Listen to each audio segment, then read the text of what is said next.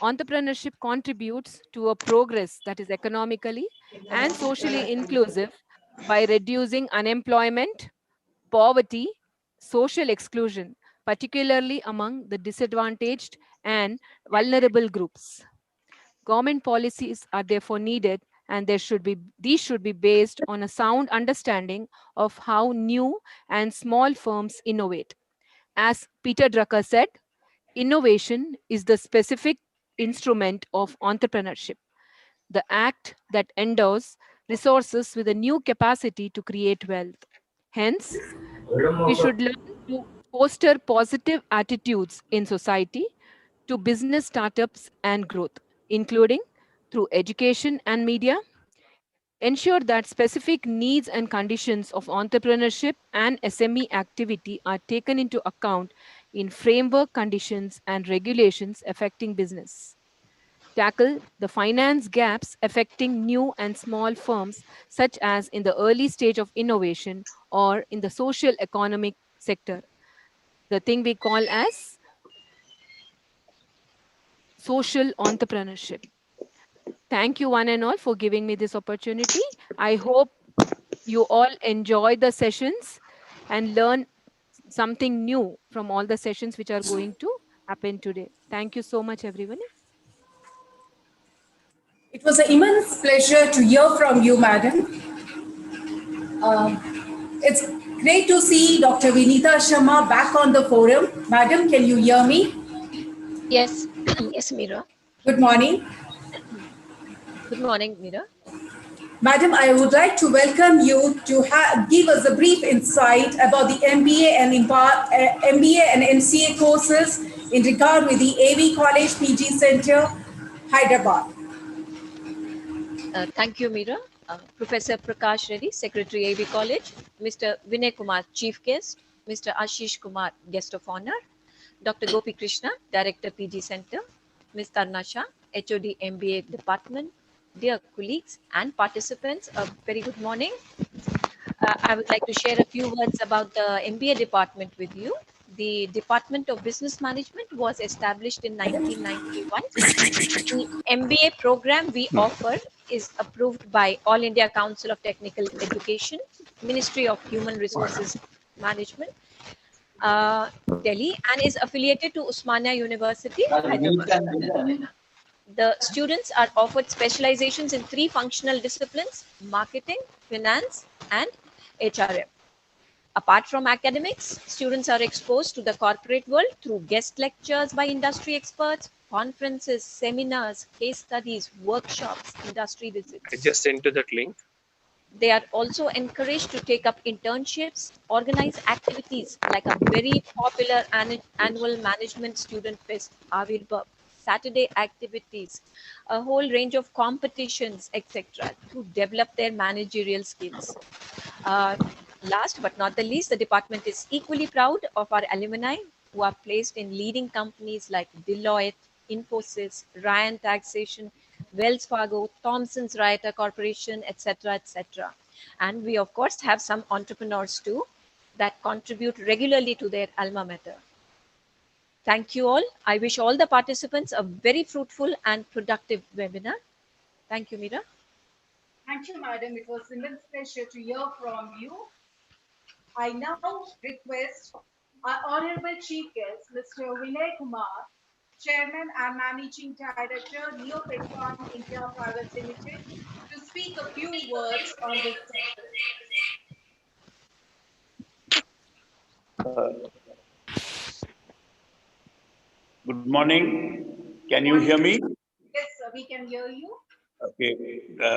First of all, thank you, the distinguished organizers and the distinguished academicians involved in organizing this program. First, one, for inviting me to be here, and I really congratulate you.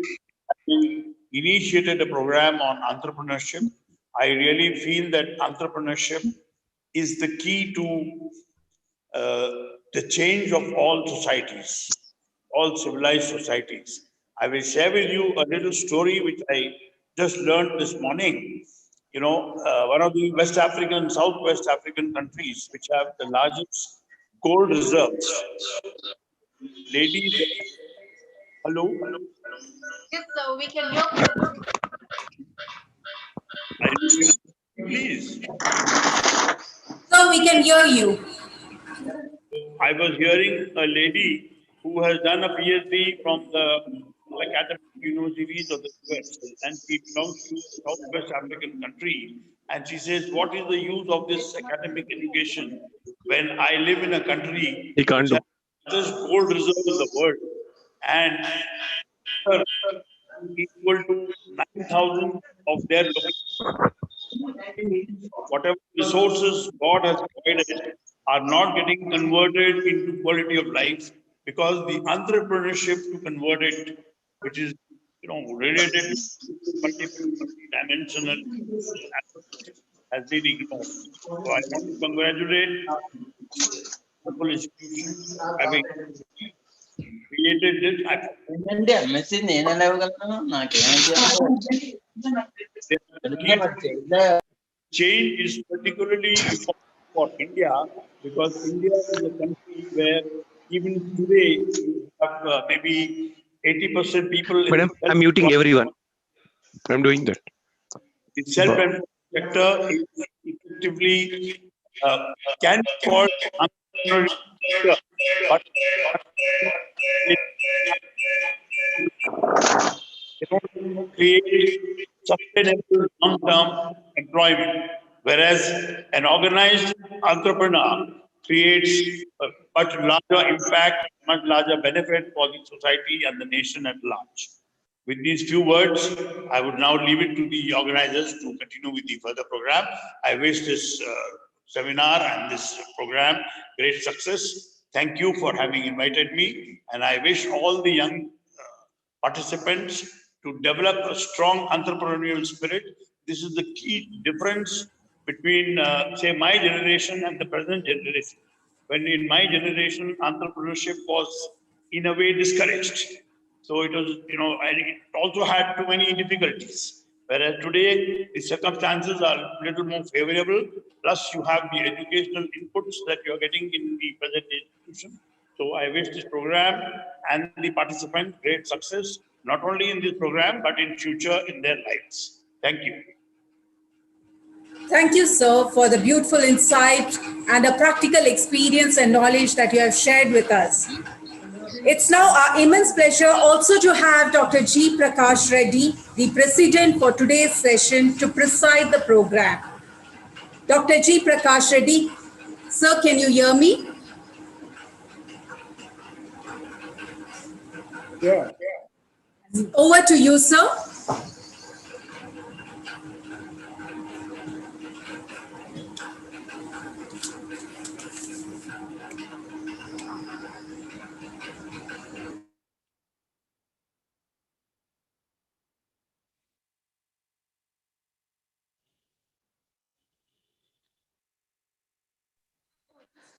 Unmute him. I can't. Sir, Sir Prakash Reddy, sir. can you please unmute yourself, sir?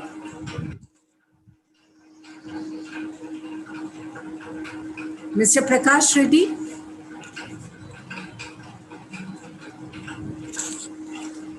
Yes, Yes, sir, we can hear you now. Over to you, sir. Sir, we request you to share your presidential remarks with us, sir. Thank you. very good morning, everybody. First of all, Good I morning. congratulate and thank the organizers of this international seminar and our chief guest, Mr. Vinay Kumar, Chairman and MD of Neocon. So, his sharing of his experiences is very much useful to the present day management students and entrepreneurs. And I thank Mr. Vinay Kumar once again for new Openicon chairman.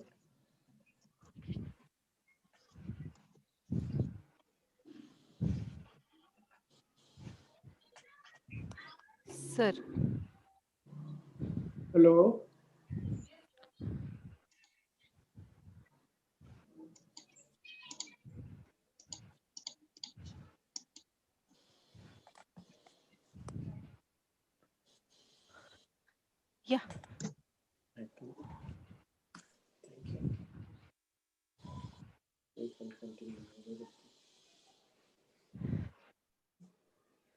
Sir, Prakash Reddy, sir, Yes.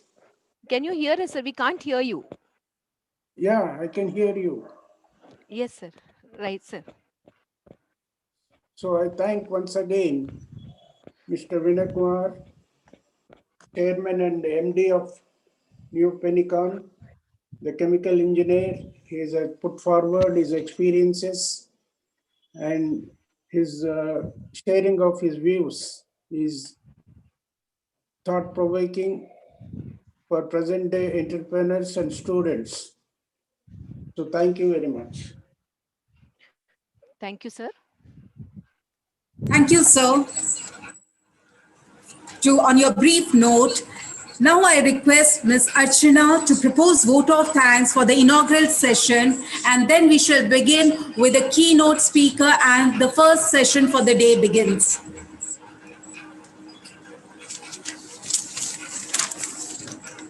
A very good morning to one and all. On behalf of the Department of Business Management, AV College Postgraduate Center, I take immense pride in proposing the vote of thanks for the inaugural session. I would like to thank the management, AV Education Society, for always motivating and supporting us. My sincere thanks to our chief guest, Mr. Vinay Kumar, for being with us and sharing his views on entrepreneurship. I would like to thank Dr. G. Prakash Reddy, Secretary, AV Education Society, for presiding over today's function. My heartfelt thanks to our director, Dr. S. Gopikrishna, for always being with us. My sincere thanks to Dr. Vinita Sharma, Academic Director, MBA and MCA courses, for taking time out of a busy schedule and being a part of today's function. A leader is one who knows the way, who goes the way and shows the way. The same is exhibited by our HOD, Mrs. Taruna Shah. Thank you, ma'am, for being the driving force behind the AV MBA team. My sincere thanks to all the participants to make this program happen. Thank you, one and all. Now, I'd like to hand over the session to Meera. Thank you, Archana, for being so personal and with a personalized touch of thanking every individual in the panel. Now I request to officially begin the session of the seminar, Entrepreneurship and Innovation. As somebody has said, life is a tough road. Different people don't do different things. They do simple things in a different way. And it is my immense pleasure to welcome Mr. Vinay Kumar, the chairman and the MD of Neopetcon Industries, a passionate lover of hydrocarbons who brought his passion into reality. And today, we are blessed to have an entrepreneur like him, a lead model for many youngsters and the generations to come. Mr. Vinay Kumar, this session is yours, sir.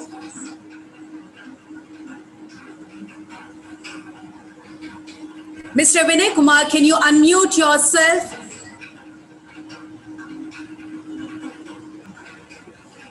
Hello? Now? Yes, we can hear you now. Yeah. Okay. Proceed, please. Do I have the presentation on the screen there? Yes. Sir, can you share your screen? Can I make you the co-host? Sir, you want me to present the screen? Yeah, I want to present the screen. Okay, sir. Give me a second.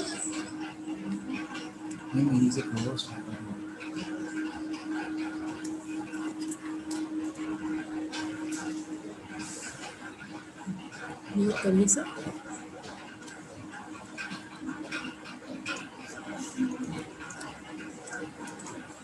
मेरे को mute करिए sir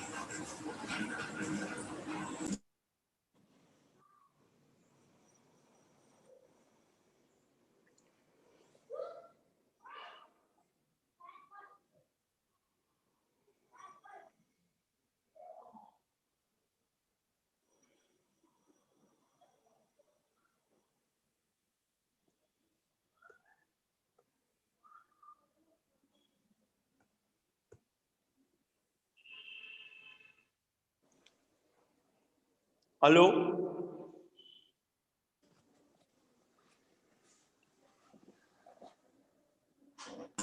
So give us a minute. We are sharing your screen and the presentation. Okay. Can I start, please? Yes, sir. Just give us a minute. I am sharing the screen of the presentation.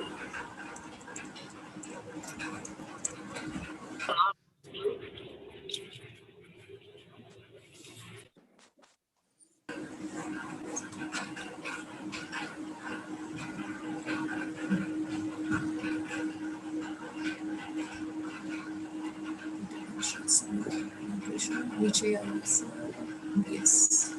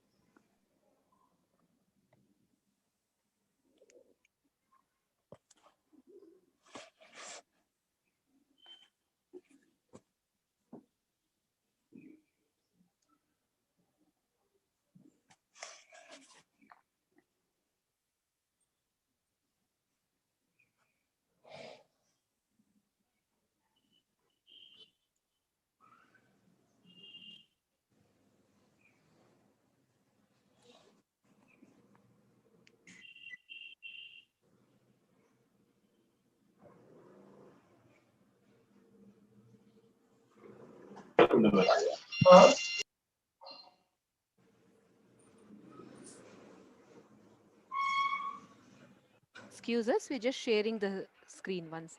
Just one moment, please.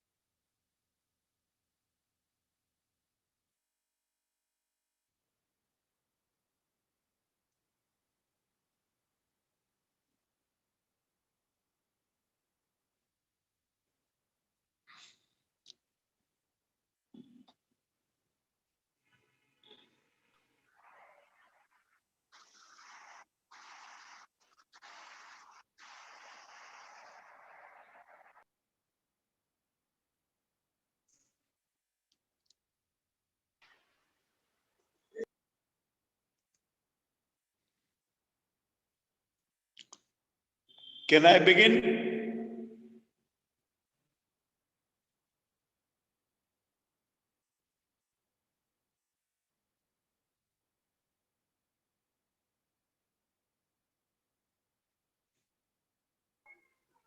Can I start the presentation, please?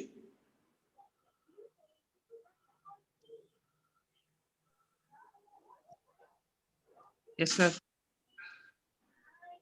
Sir, you can start your session now, sir. Mr. Vinay Kumar, Okay. sir. Okay. Yes, sir. Uh, Thank you once again, the wonderful organizers. I like the theme that you have chosen, entrepreneurship and creation of wealth for economies, organizations, and people.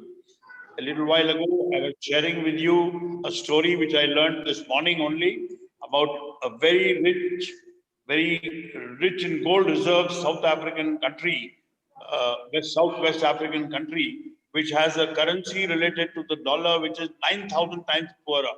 So this is all because there is no ability to generate wealth. Okay, now I am sharing with you essentially my perspectives. Can I have the next screen, please? Can I have the next screen, please? Hello, can I have the next slide, please? Hello, hello, hello, can you hear me, please? Yes, we can hear you. Can I have the next slide, please?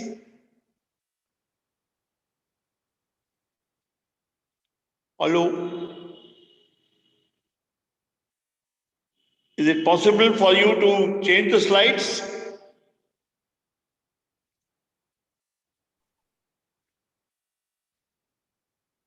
No, sir. No, you can't change the presentation slides. Okay, anyway, I suppose the presentation is being shared by the organizers with all the participants. I would like to share entirely my perspectives. Now, the object of any civilized society is the upliftment of the quality of life of people. That is the essence of every, whether you choose a capitalistic society, a socialistic society, a communistic society, whatever form of governance you choose, the final goal is the upliftment of the quality of life of people. And what does the quality of life of people include? It includes first the absolute necessities which you require. People should have reasonable food and shelter and some minimal lifestyle activities. Then you have infrastructure, you have recreation, you have travel, etc., etc. Every morning, you get up and you let's say you have a cup of tea. When you have a cup of tea, you start wondering, okay, if there was no entrepreneur, would you have this tea available? Can you go and get it yourself, or will the government provide it for you? So there was an entrepreneur who grew tea, who cut tea leaves, who marketed it, who made it available. There is then developed a whole chain because of which you have it available.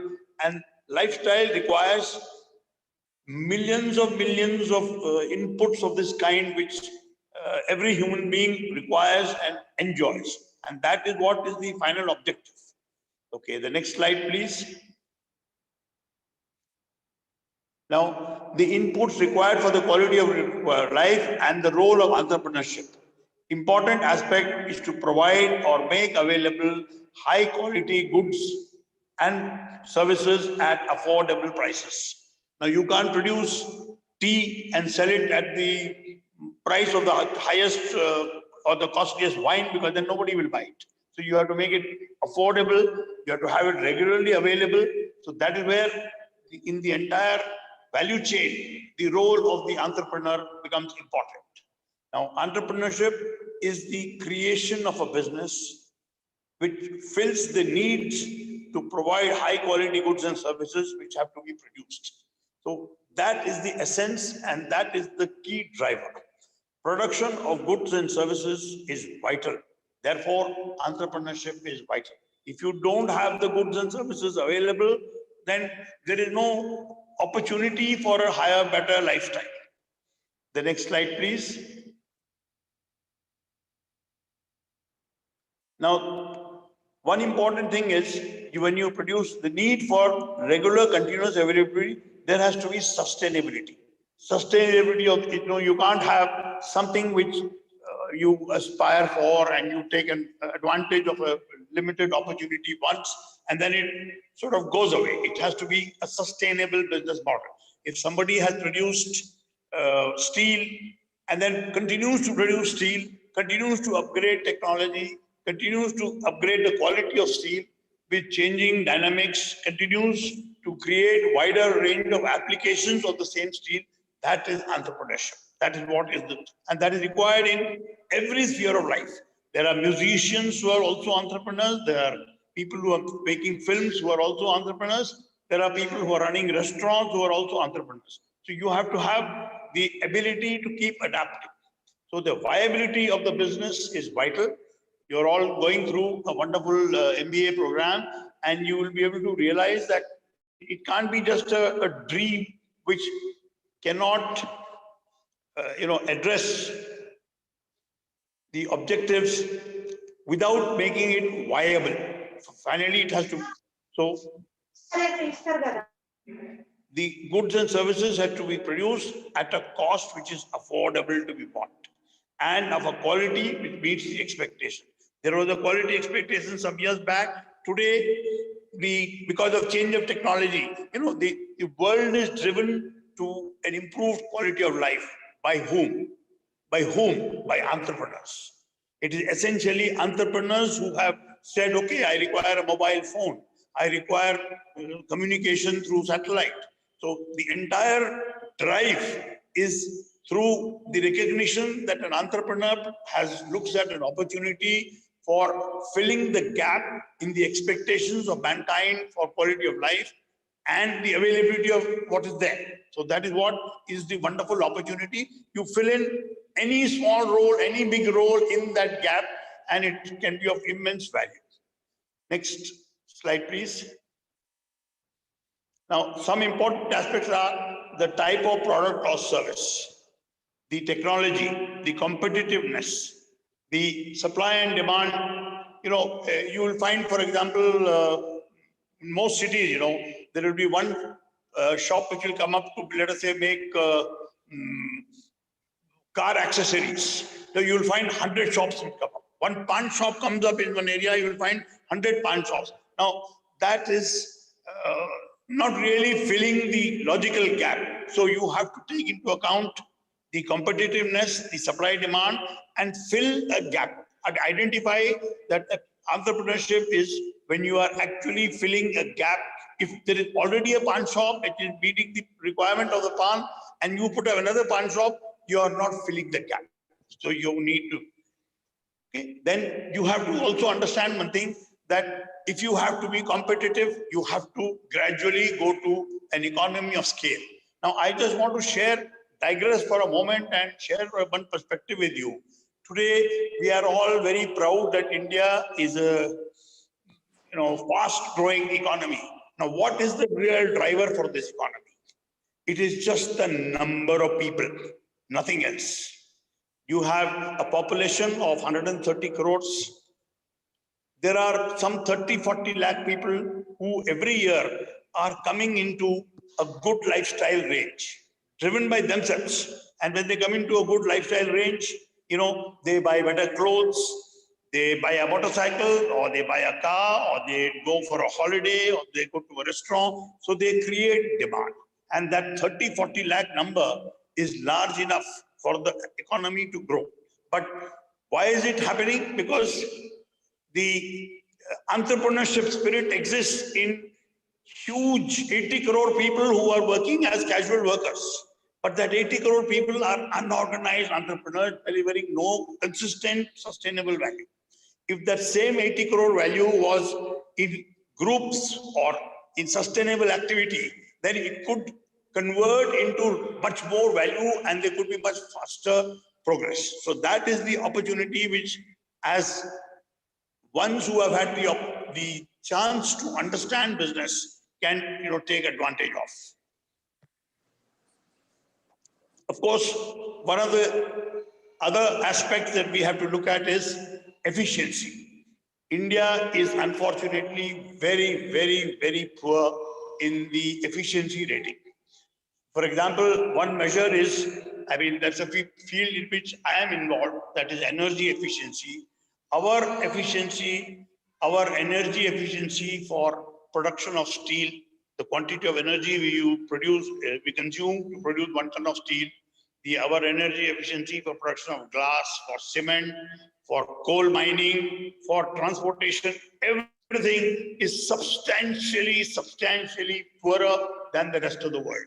So that is where we need to enhance our efficiency.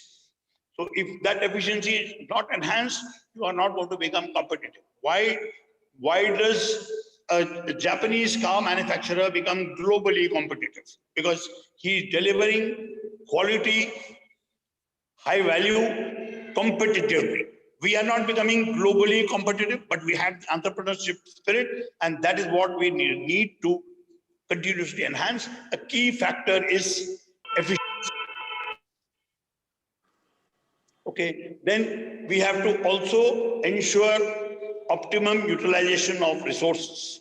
What are the resources that an entrepreneur has? Gmail की email link. Finances, people, technology. So if we are not utilizing the resources optimally, obviously you are not going to make a successful, sustainable business model as an entrepreneur. So entrepreneur has to fill a gap of a need which is there, and maybe sometimes to create a need. There have been so many things, for example, I don't need a mobile phone. And then suddenly a mobile phone becomes an absolute necessity. So creating the need also is a matter of technology. It's a matter of, overall. I request all the participants to please mute their mics. You are causing a lot of disturbance.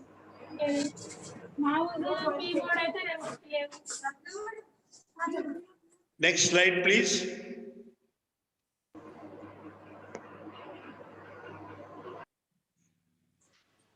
Okay, so as we said, the requirement is manpower. Now, entrepreneurship compared to a casual labor, the unorganized sector who is also self-employed and who is also considered a manpower, he is not contributing to team development.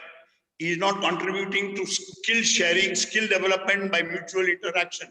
Whereas if you create a slightly larger organization, then you create the skill development which creates capabilities, which creates the competitiveness which is required to become a really successful, sustainable entrepreneur. It is not enough to be an entrepreneur today, to be able to keep on delivering the need of the customers for a long period of time, economically, technically, filling the need, completely satiating the need of the customer. So filling a need, creating a need. Now, the other thing is in India, there has been a historical outlook to say, oh, ये risk लेना है, risk होता. There is no risk. All risks are manageable. Today, I found in the background of one of the panelists that they are also involved in teaching risk analysis. I have a grandson who is working in a company in Deloitte who is doing risk analysis for companies.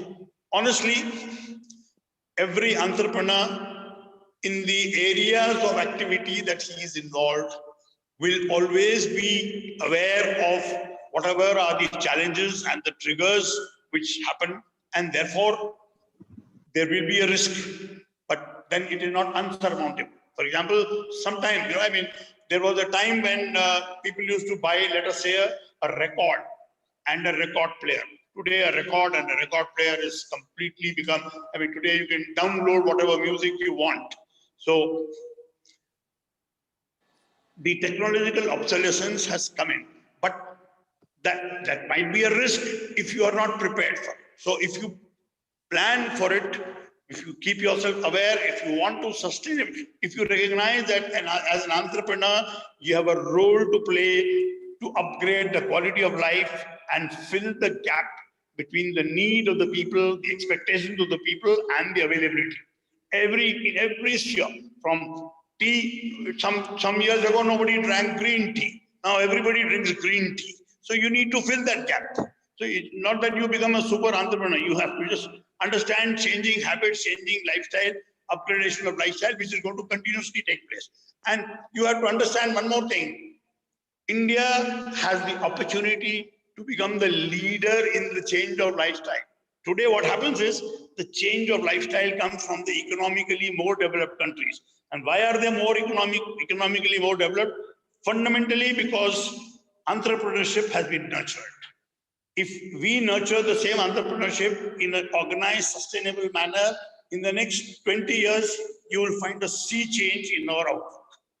Okay, so if you have a well-evaluated project or of any product or service, it can always be converted into a successful, viable business. So success depends on your capability, not on unnecessary external factors. You have to basically understand that the profitability and the success of any business, there are two. This is my experience, this is my observation, and not many people may agree with it, but I am maintaining that it is the most important factor. Deliver better satisfaction to the customer and improve internal efficiency every day. If you do that, ultimately you manufacture goods to deliver to a customer. If you make the customer more happy, and if you improve your efficiency, you reduce your cost of manufacture. Therefore, you enhance your profitability and your business sustainability. Next slide, please.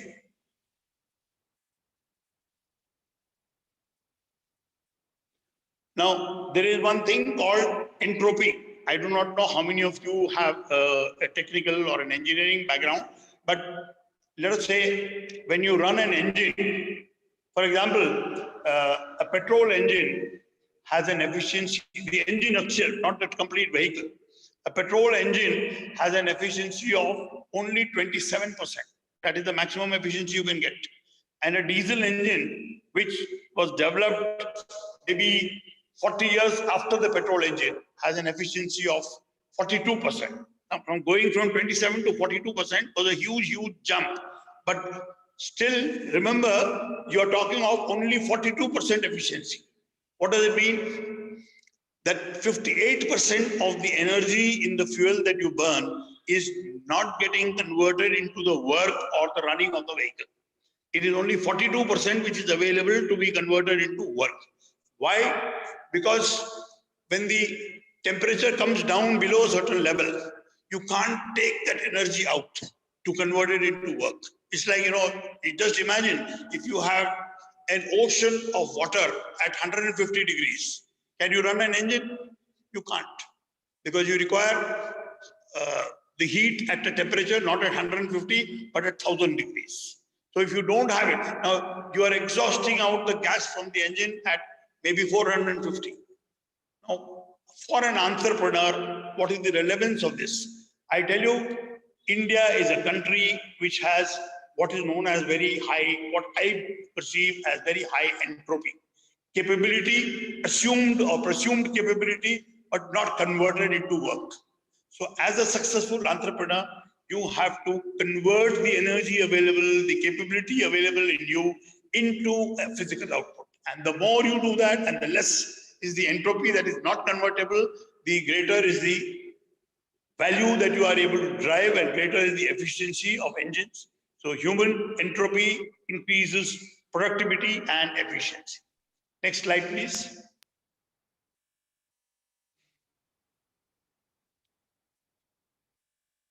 Now, one other thing is, as an entrepreneur, one has to be continuously aware of technology upgradation. I can share with you about what we are involved in.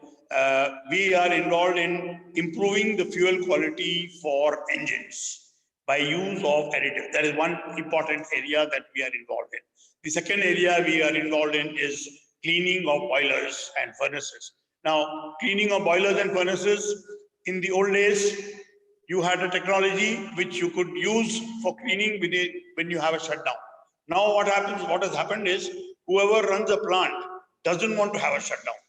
He wants to run for 5 years, but he still wants a cleaning opportunity without the shutdown being there. So you need to create an appropriate technology to be able to do it while the unit is in operation. Similarly, engines. I mean, those of you who have been involved to some extent in, riding public vehicles, some years back, all buses were smoking, all trucks were smoking. Now suddenly you have a CRDI engine. Now what has gone to a CRDI engine is unbelievable.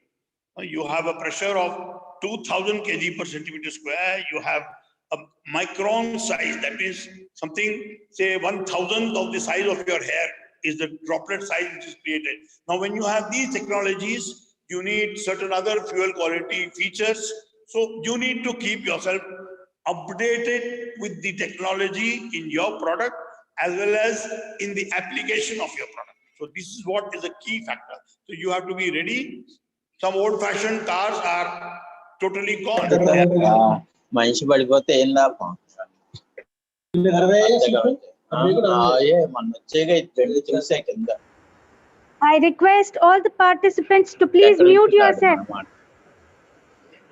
Now, there is another aspect.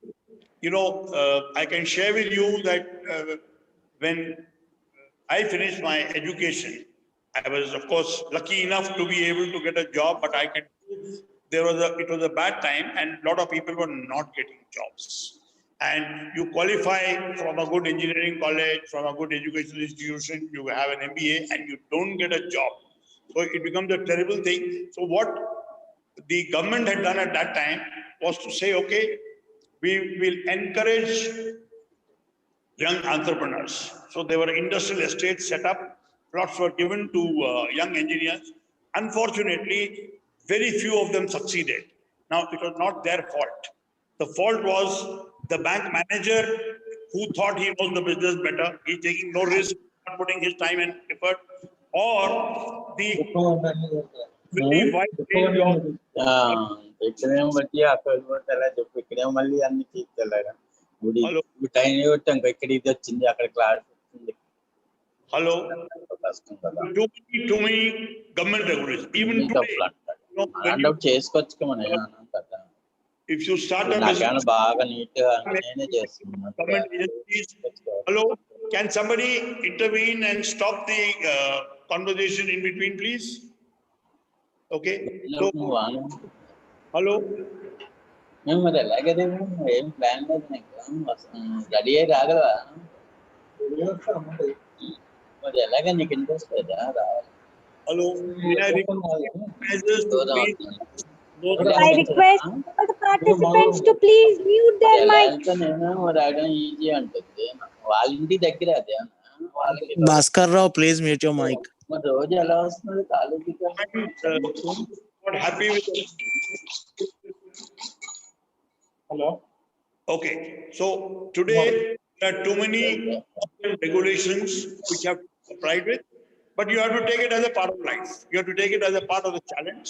That cannot be an obstacle because the key is that 130 crore people with the huge natural resource of what God has given in this country, with minerals, with coal, with all kinds of metals available, converting it into components which add to the value of life is the opportunity and is the challenge.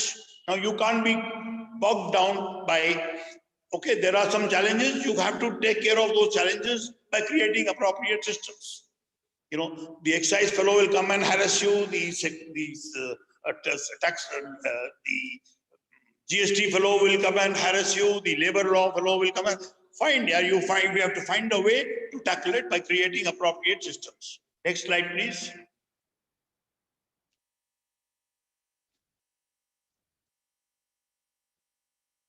Successful businesses created by entrepreneurs add to the wealth of the nation. They add to the wealth of the company, of the organization, to the growth of the national economy, to fill the needs of the people, to create employment, both direct and indirect. For example, we are a company, we started 25 years ago, and we have today 100 employees directly. We have 100 distributors who in turn have maybe 50 more sub-distributors, and then who in turn have again some employees. So if you look at it, maybe one team of entrepreneurs has been able to set up an employment opportunity for 200 people who are participating in the chain required, in the value chain delivery. There is a product, there is also a final delivery to the customer. So that whole value chain it creates an opportunity, and it also creates a self-esteem. Your people are participating in an activity of pride. I have seen, for example, one thing which has died now. There is a music director in a film. In the old days, he had maybe 50 violinists playing. And those violinists also took pride when the final song produced by Shankar Jaikishan or Naushad or R.D. Burman became very well known.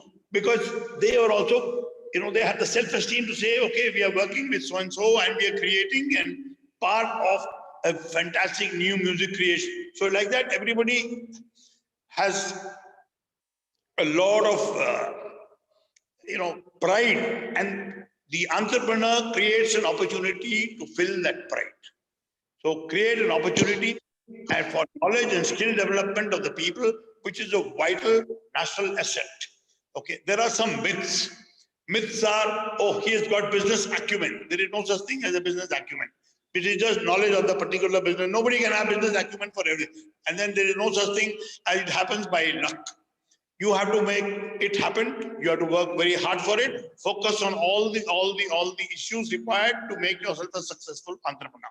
The controllable factors have to be controlled and have to be the uncontrollable factors are maybe if there is a cyclone or something like that. Let's forget those. Okay. The other thing is define your own principles, and one of the failures in the Indian system has been the belief that corruption is unavoidable.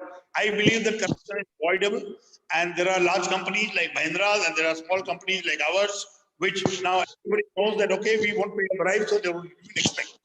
So there are the Infosys, and there are good companies who are completely abiding by all. Next slide, please. So in summary, entrepreneurship is vital. It's a vital necessity to objective of improvement of the quality of life. Business has to be made sustainable and viable. Successful businesses and entrepreneurs add to national wealth, create employment, create social harmony, justice and happiness, continuous improvement in delivery, customer happiness, and continuous improvement in operational efficiency have to be the key drivers in the overall package of entrepreneurship. Next slide, please. Next slide, please. Thank you. Thank you very much. I will be very happy if you have any questions. And otherwise, thank you very much for this wonderful opportunity. I hope I have been able to share some slightly different other than academic perspectives.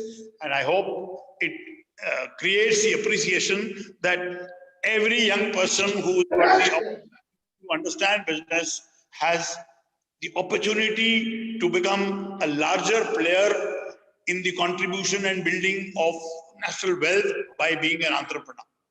It may start small, it may start big, it may be in product A, it may be in service B, it doesn't matter.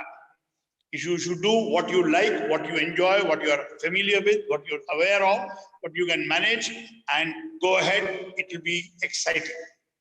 Thank you. Thank you so much. Any questions? Most welcome.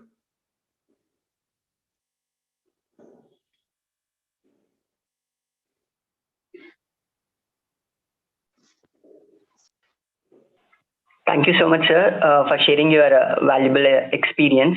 I have a question, sir. What sort of suggestions you can give for the upcoming youngsters? There are family pressures and they have idea, but they don't know how to move further because of the family pressure, or they're not having the proper knowledge about the industry exposure. So, what sort of suggestion you can give for them? I have not clearly understood. Can you repeat your question, please? Sure, sir. Sure, sir. What sort of suggestion that you can give to the upcoming youngsters? Passed out M.B.A graduates like that. I'm just asking. So they are not aware of the industry exposure, and they are having many financial problems or any family pressures. So they'll try to end up with a job. So particularly to them, so what sort of suggestions you can give to turn as an entrepreneur, even though they have idea, but they are not coming forward? I will only say pursue the idea, acquire all relevant information, create a niche position for your idea. I can only tell you that somebody sells, there are hundreds of people selling a samosa. but you create a samosa with a different flavor and create an opportunity to fill a need for a certain section of people. I'm giving samosa as an example. It could be energy, it could be, it depends on what you are involved in. I want to give the confidence to all the young people that what you know best, what you can quickly assimilate relevant knowledge about the peripheral areas, focus on that, acquire the knowledge. Coming to the finance part of it, there is a fortunate situation today, which you have to take advantage of. The fortunate situation is that the Indian economy is developing, the banks are flush with deposits, and there are no big borrowers. There is no new Tata Steel coming up to borrow 1,000 crores. So if you want to borrow 2 crores and you have a viable project, break your head. The bankers are still foolish. They will lend to the Nirav Modis, but they will not lend to you. Nevertheless, you pursue it, you will get the money. You will get the money. Today, money is available relatively cheaper. See, have conviction in your outlook. You will succeed. The only guidance I can give is that there is no substitute for your passion. Your passion will find you the answers. And I can also assure you one thing, that there will be organizations like ours who will be very happy to be friendly mentors, not at a cost, but just be friends to ensure that, I have known people who have gone to Azim Premji and learned how to do business. I have known people who have gone to Naran. Today, I am willing to share with you if anybody wants to come. Whatever be your business, I can share with you. I may not know enough about that business, but I can share with you the overall macro perspective and give you the encouragement that you will win. I can see, sadly, the environment is not so conducive, but the day you start winning, you will have a lot of pride. So have conviction in your product. That is the only advice. Thank you so much, sir.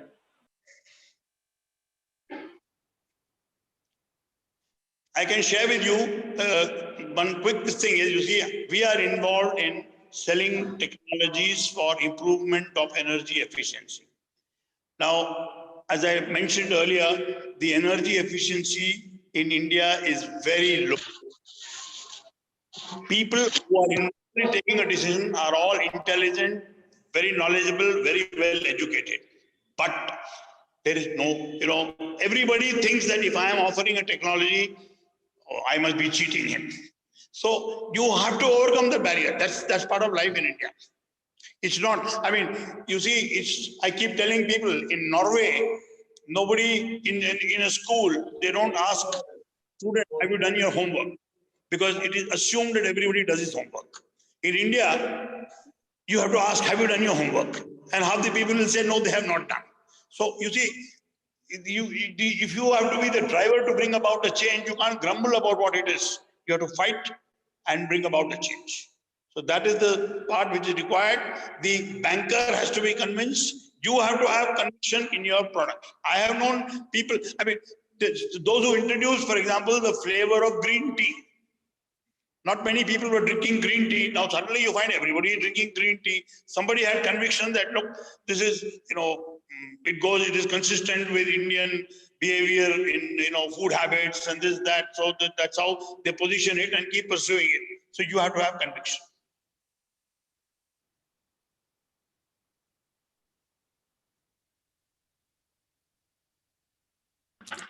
Yes. Anybody else would like to ask any questions?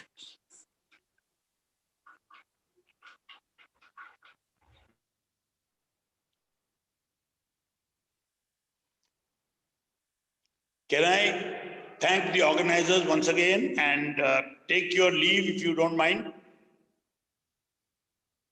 And I'm available for any interaction, for any help, for any team members, any participants. So thank you very much. Sir, one moment, sir, one moment, sir. Yeah. We would like to thank you so much, sir. On behalf of the Department of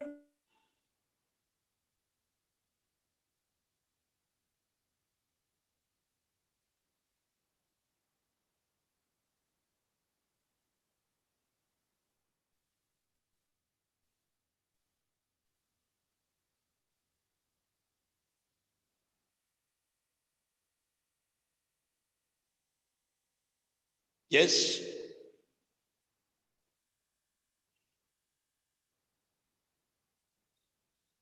Is that Mr. Tyagarajan? No, no. No.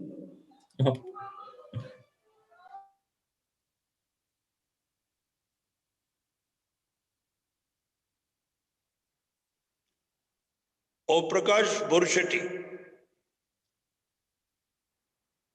You are already running some business, Om Prakash?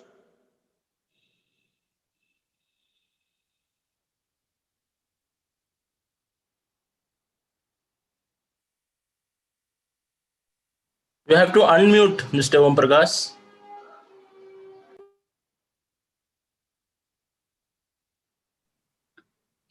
Morning, sir. Good morning, everyone. Good morning. Yeah. I'm an M.B.A graduate from Hyderabad, Usmania, and I came to Dubai. I worked for a couple of years. After that, I felt, I have enough time. What to do? So, while chit chat with the friends, let's do something in the life, something different. So, in that aspect, then I started.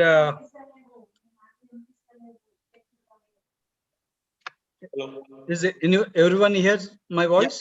Yes, sir. We are able to hear you, sir. Okay. Sir, So I'll share my PPT. Sir, one moment, sir. Archana, I think, would like to introduce you. Give a formal introduction. Yes, that's it. Okay.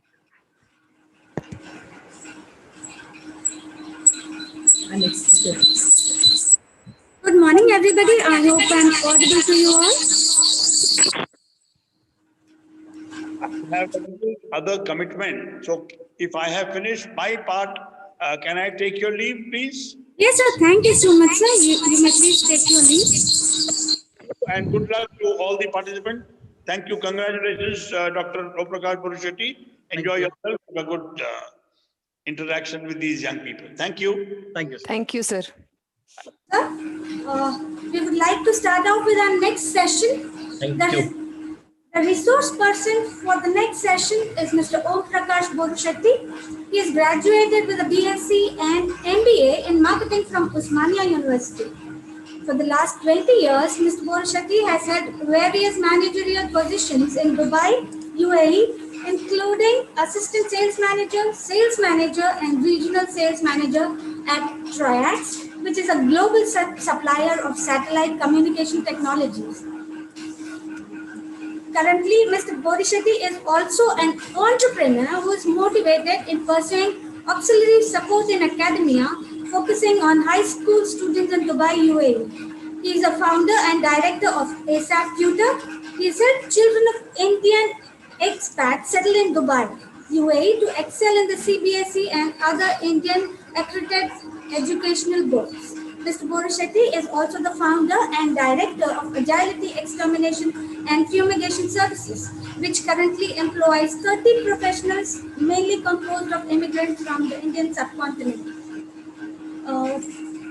Thank you, sir, for being a part of this session. Now, I would like to hand over the session to Mr. Om Prakash Borushetty. Hello. Yes, sir. Thank you very much. Morning, everyone. I hope everyone can listen me. Yes, sir. Your voice is audible. Thank you. Hi, my name is Om Prakash. As I mentioned, I'm an MBA graduate from Usmania University. I came to Dubai in 2000 year, and I started working in the satellite receiving equipment industry, where like today, the Tata, Reliance, Bharat Airtel, some of the companies in India, they use our products. So the same parallel way, I started looking, what are the opportunities, what I can do. Normally people say without family background of a business, we cannot do anything. So let me try. And sitting with my old friends, then we said, let's do something for the sake of the society, what we can do. Normally in Indian tradition, like, if the guy graduated, or if you want to excel in his life. Most of the time, he has to go back to foreign country Achara. to get some extra bucks to support his family. That's what I did. In that way, normally people go and meet the travel agents. They pay lakhs of rupees to come to Dubai, and they'll be cheated with the travel consultant saying that they are getting a good opportunity. But after coming here, I felt engineering graduates are working as a cleaning workers because due to their family background, they forced to come. And after coming here, they didn't have any option. They got stuck for 3 years and they cannot complain and they cannot tell their parents. Looking at all these aspects, we started a company as a agility exterminating fumigating services. So where in this company, it's a ISPM company where we started recruiting the people directly who is capable enough. If we can talk little good English, little you can say, and we started up people who are needy, and we called them directly. We recruited, we provided the visa at free of cost. We given a salaries. In that aspect, the company started with the 12 people. And in all my business, what I can say is teamwork. And in this aspect, we need a right partner. I feel in the business, in the life, especially if we want to start something new, life partner as a wife, you have a headache only at home. But if you have a business partner having a problem in the business, your life is screwed. So what I tell all the before they start any business, choose the right partner. That is my suggestion.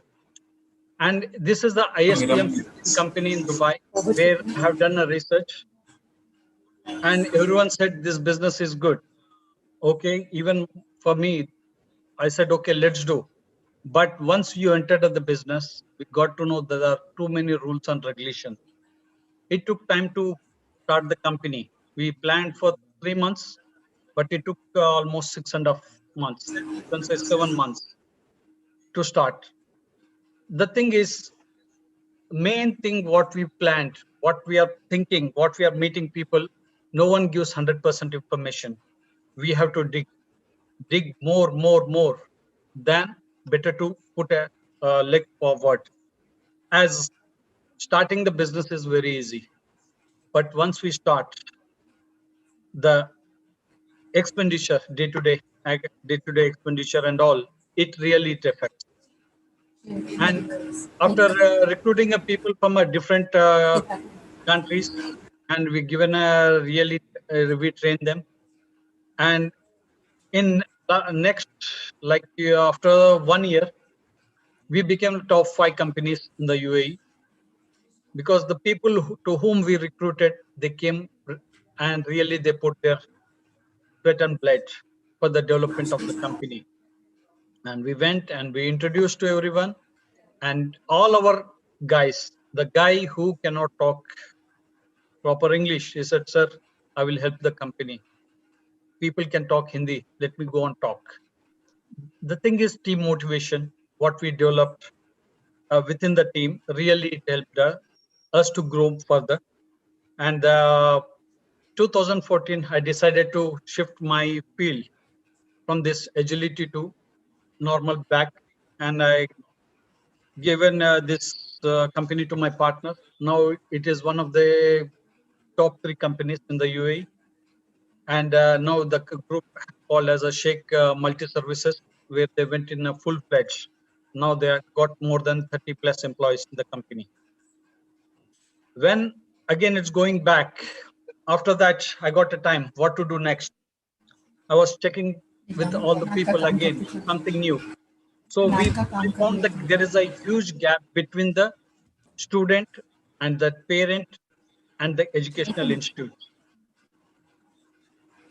When you are looking the opportunity, the Indian 2.5 million Indians are staying in UAE. Next speaker, and everyone is looking for the better education for their kids.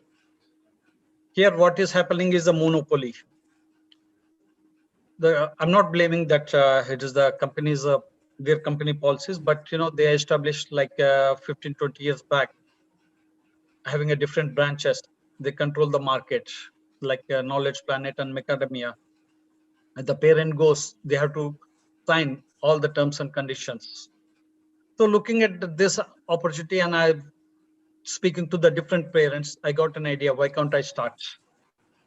Then, okay, again, the work started, groundwork, all the things, information. It was very lucrative. It was very good. And when I'm started doing a business, I thought only one thing, from where can I get the funds? Capital is a problem again. So put some funds every month so that, I don't want to depend on anyone. After starting the educational business, lot of challenges because it is not my field. My field, I'm the sales guy. My partner again we said, okay, I will do the sales part. You have to take care of the operations. Both we started, both we put the efforts. We established the company as a tutor to give the better education. Always, what I learned in M.B.A, Philip Kotler, guru of marketing, right decision at the right time at the right place. We got the place we selected Sharjah because too many Indian population are staying there. Then we selected the place. Then we got an chance what to do. There was a yes or no. We are looking for the good place. There was a place for empty on the Knowledge Planet, same building. They are in 3rd floor. We got a place in the 5th floor. It took 3 to 4 days to decide, can we fight against Knowledge Planet? Because they are number one. They are number one financially. If you are looking the name and the faculty, everything, number one. Can we fight with them? Like, you're starting a telecommunication company against Mr. Ambani. That's the same thing for us. Then I said, okay, let's do the survey. What are the gaps within the system? Then we found out that there is they're starting taking a enrollment. What they do, block the kid for 2 years. Okay, this is the gap. And the second thing, the teachers, do they have the permanent teachers? No, they're bringing the housewife and utilizing their services. Okay, this is one more gap. And how about the kids? Parents are happy? No, they're looking for better education, but they don't have options. This is the third point. And how about the kids feeling? It's also same. They said they are helpless. Sir, we need somebody because my parents are expecting that I should go for IIT or engineering or medicine, but we don't have opportunities like India because there was no online, the technology barriers. So looking at all this aspect, what we said is let's start. And we took a decision that what is the last we are going to lose? Okay, the investments only. Let's try. So we took a office, same building, and we fix all the gaps. Like first thing is we called all the parents. We went to the schools, given a demos. We told the parents, just come and attend the seminar. We told the first thing is what is the parents' requirements? Here, when we are starting a business, we should know what our customer is looking. Main thing, bottom line. What we are selling, they don't care. I said, what they are looking. Then I said, my kid is not studying, is not happy. Education system, they are giving all the institutes are doing their best. But what about your kid? We are busy, we are paying. That is your duty to take care of the kid, not ours. Then I said, okay, that is good. Then we approach different approaches. Like first thing is we recruited the teachers, the best teachers from India. We contacted the different recruitment agencies, and we put a minimum barrier that they should be having a master's with 3 years experience. We got the teachers, full-time employment. We closed one gap. And the second thing is that when we are, after getting admissions and all, getting a student and keeping them, if he joined for 8, he should be there with us for till 12th standard. How to retain the student? That has become a challenge, because if the student doesn't like the teacher, he said, sir, the teacher is not good, I cannot understand anything. The parents used to come and tell, no, your teacher is not qualified enough to convince my kid. That is a challenge again. We said, okay, then we brought one backup teacher. The thing is, here what we did is we established a very good relation with this recruitment agency, where he was supporting us on a regular basis. If required, within 48 hours, we managed to get the teacher, not the replacement, one more substitute. Then we given a demo. After that, we got a parents' response. Yes, this teacher is good. What about the next teacher? We said, okay, we'll put it to other classrooms. And main what we faced in our journey is that students are not the problem. The problem is the parents, because they are having a personal issues, jobs, traffic, employment, personal, everything. They want to take out their stress somewhere. They cannot go and shout to their employers. They cannot show anyone to the government. They used to come to the institute to take out their stress. So we used to communicate with the parent, don't worry, your child will be good. We are providing a proper training. Whenever the kid is missing the bus, don't worry. The institute is open from 9 to 9. That is an added advantage for us, 9 to 9 and 365 days we open the institute.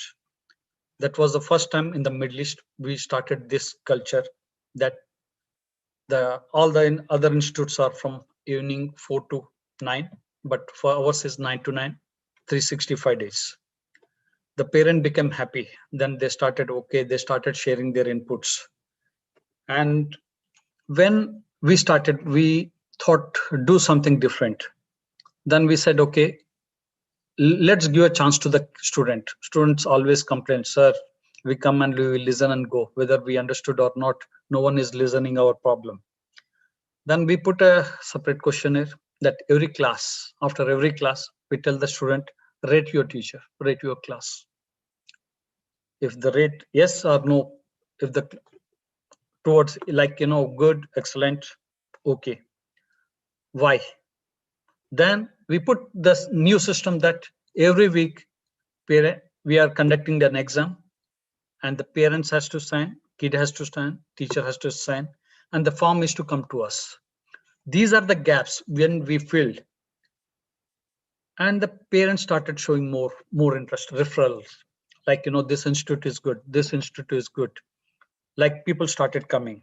Then we thought how to cover the lectures. Like, we started telling middle of the academic year, the student comes and you have to finish our portion, take the fees. Then we got an idea. This was not in our agenda or strategy. Then we said, okay, find a recorded lectures. We approached the institute, they given all the recorded lectures, and we put a computers, 20 computers. Then if the student, he missed the classes, will come and read. He come and sit in front of the video. He will understand 1 time, 2 times, 3 times.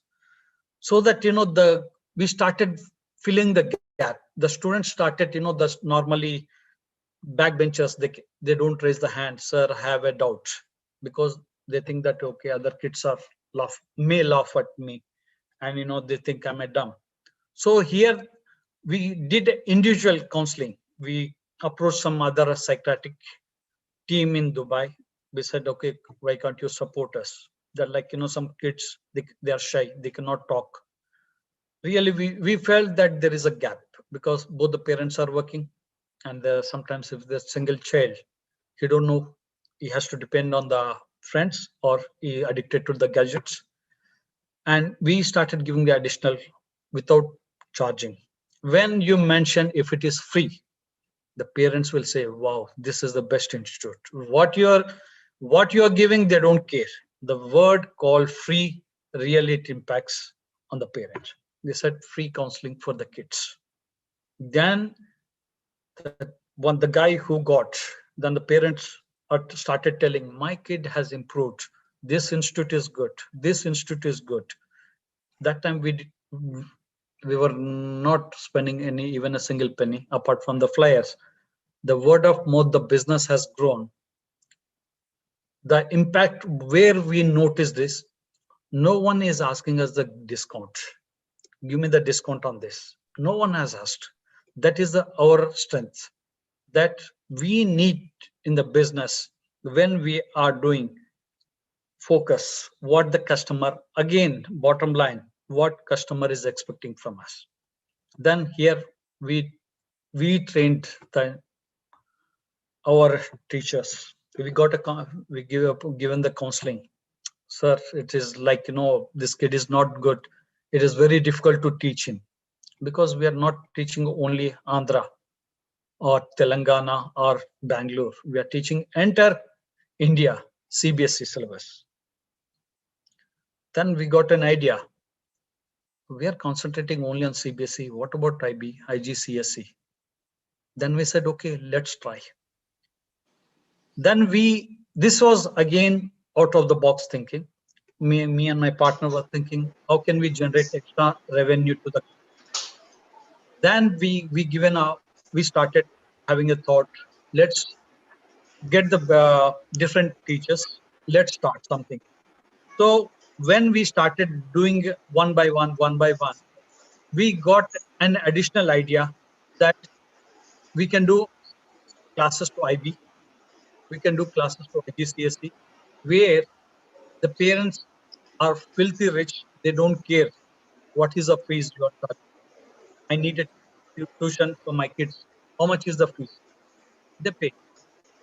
And we face some problem, like problems with the parents, because as an expat community, the parent lose the job. They have 1 month time to leave the country. Some parents came, like sir, I cannot pay, so I want to stop my kids. That we didn't run only behind the money. We said, okay, we can give the training because it's not going to cost anything to us. Let your kid continue. We given our checks back to them and we said, continue. Whenever you get a job, you pay. After 1.5 months, again, the person got a job. Again, he came. While coming, he brought 3 of his colleagues. He told that this institute has supported me when I was in a deep problems and I didn't have a single penny.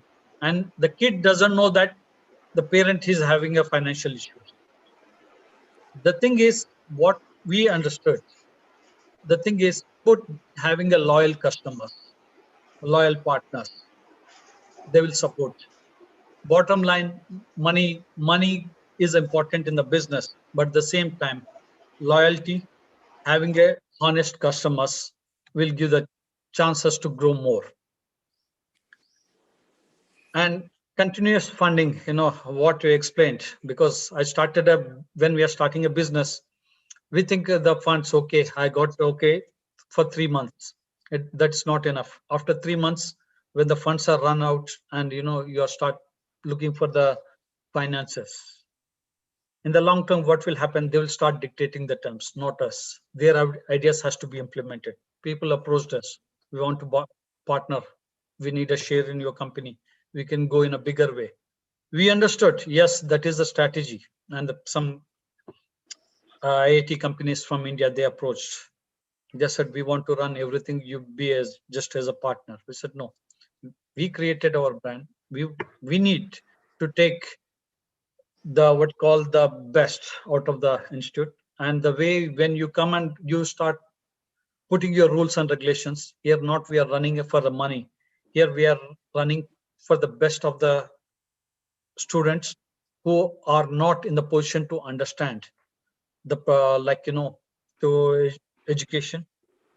At the same time, parents, we normally interact every day almost. We meet 3 to 5 parents. My duty and my partner duty only to speak to the parent. Whenever they are free, they used to call, sir, we are coming, can we talk what to do, counseling for what they have to do in the future.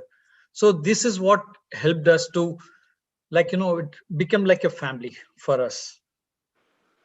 What happened? This one, we didn't think what to do. This was like, everyday learning for us.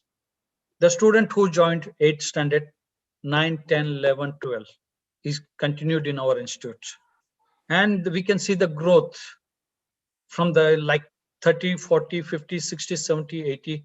And the kid was like, he was like completely, sir, I don't know, like Tare Zameen Par, the movie, when we saw the same kids. Sir, I don't understand, sir. He will write everything tomorrow morning is a blank page. I don't know, sir. Nahi beta, aisa karo.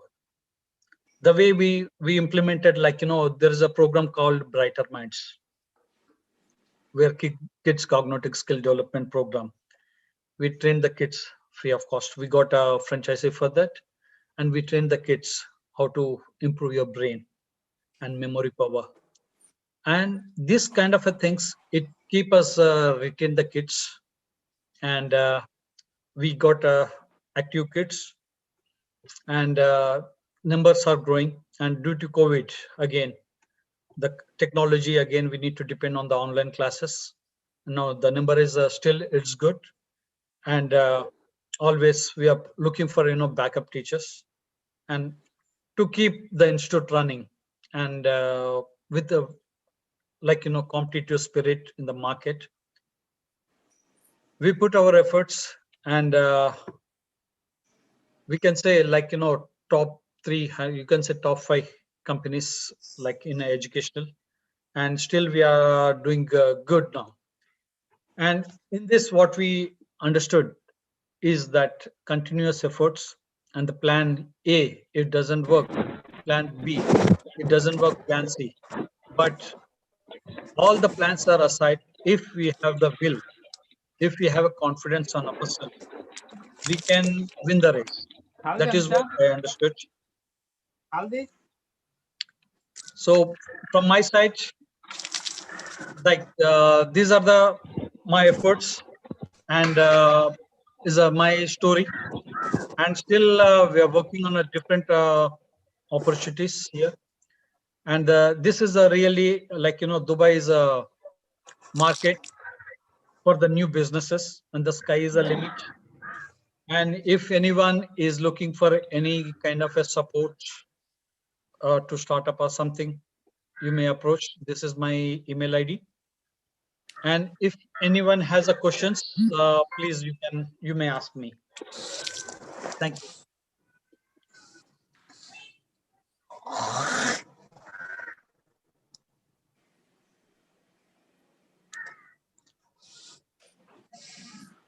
Anybody?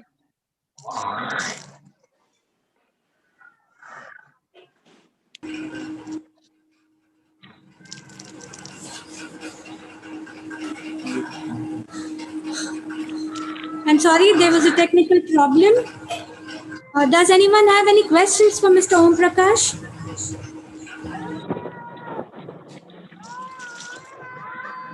Any questions for Mr. Om Prakash?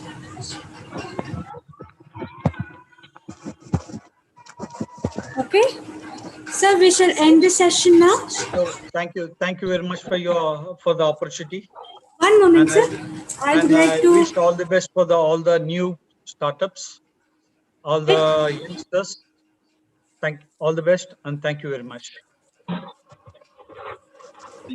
would like to thank you formally, sir. One moment. Thank you, Mr. Om Prakash, for sharing your personal experiences with us.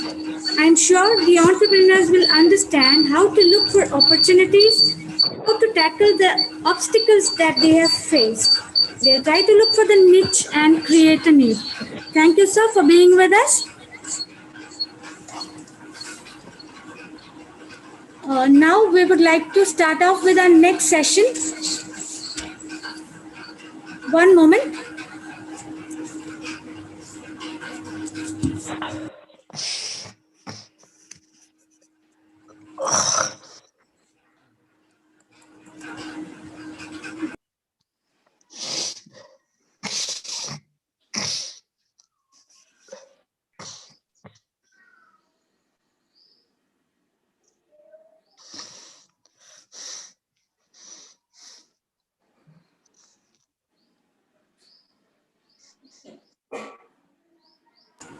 Mr. Ashish Narayan. Mr. Ashish Narayan? Hi, can you hear me? Yeah, you're audible. One moment, sir. Sure.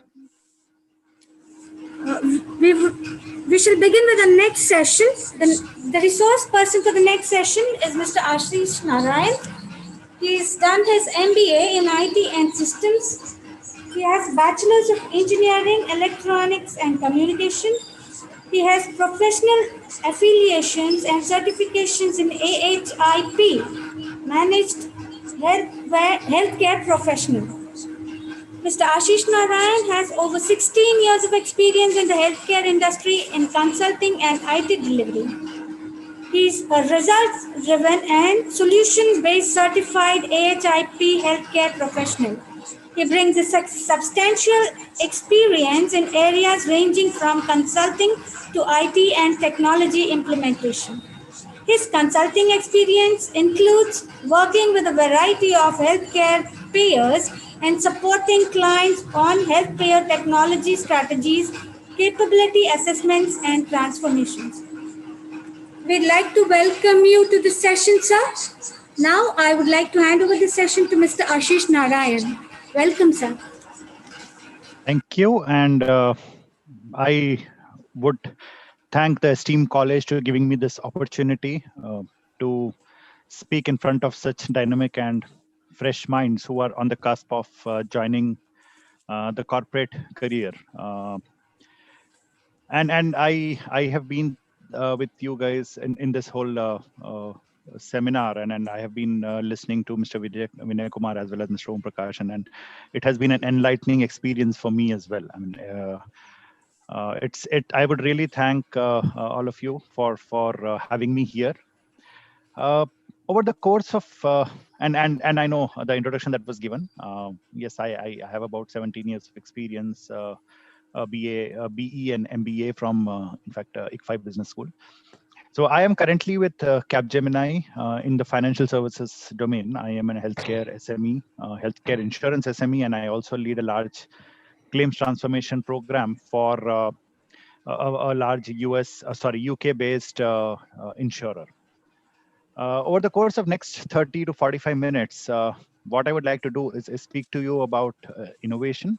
I know the topic is technology-driven innovation, but I kind of tweaked it a bit, and I'm going to talk about innovation, what is change, and how organizations today adapt to this change, and how the current situation, which is COVID and the COVID-19 crisis that has happened, the pandemic that has come, and how it has impacted the organization and how it has enforced the change to be accepted by a large monolithic organizations as well as individuals like us.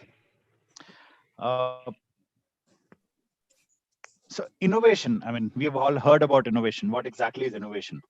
It's a buzzword. I mean, isn't it? It's a huge buzzword where everybody just talks about, okay, this company is innovating, that company is innovating. When you say innovation, you think about Apple, you think about Samsung, Facebook, Uber, Airbnb, etc. At the same time, you also start thinking about technologies. You talk about blockchain, you talk about cloud, you talk about RPA, you talk about artificial intelligence, you talk about machine learning.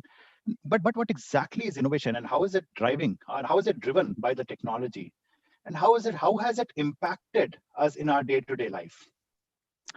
It's not new. I don't think innovation is new. Everything we have today is part of innovation. Whether you talk about cars, you talk about television, you talk about telephone. I mean, television, if you think of it, started with the basic CRT technology, and then you saw projection TVs, LCD TVs, LED TVs, and now you have what, 4K, curved, and then you look at telephones. I mean, I don't know how many of you even remember the bulky Nokia phones that came in early 90s or mid 90s, and then today. I mean, you see phones which have the capacity probably which your personal computer never had. So this is innovation. I mean, you look at Ubers, you look at Airbnbs of the world. How did they identify the area? And if you remember in Mr. Vinay Kumar's presentation, he had mentioned that entrepreneurship is about identifying the need in the market, and also it is about creating a need in the market. He took an example of green tea, but even if you look at example of Airbnb, it identified a need in the market, and I'll talk about it as we move forward. So, what is technology-driven innovation? And I believe I think Taruna ma'am did speak about Peter Drucker, and I also want to take a quote from Peter Drucker, which he said, "If you want to do something new, you have to do something. You have to stop doing something old. If you want to, and if I extrapolate it a bit, if you want to bring in a new thing in your house, you have to take off your old stuff. You are buying if you're buying a new refrigerator, you take out your old refrigerator, and it's all about identifying the need and bringing in the stuff that you need, and looking at the market condition, and then adapting or adjusting yourself to it. Forrester, as you all know, it's a huge analyst firm. It conceptualized technology-driven innovation, or TDI. I mean, I'm going to read out a few jargons, but when you look at it, in simple words, it just means doing the things in a different way to meeting the needs of the market. An advanced discipline of rapid technology experimentation that applies rigor, resources, and customer insight to find, prepare for, and commercialize disruptive technology-fueled change. And as we know, change is the only constant. There could be multiple theories or thoughts, but if you cannot change, you cannot survive. And pandemic has shown this to us. I mean, if you cannot change, you just cannot survive. So what is change, and how have you been navigating this change? The change is IT driven. It could be business led. It could be customer focused. At least when I was doing my graduation, at that time, Fortran was probably the most known language and the basic language that we used for computer programming. And then slowly, as we moved up, as I got into my M.B.A, we saw C++, and Java emerging. And today, you are talking about Python, R, which is used in your data analytics, and we are also talking about quantum computing. All this is change. And if I talk about some technology change, think of it like I mentioned earlier. Your PCs in 1990s or early 2000s had 128 MB of hard disk space, and today your phone probably has 264 GB. Yeah, 128 to 264 GB of 256 GB of hard disk space. I'm sorry.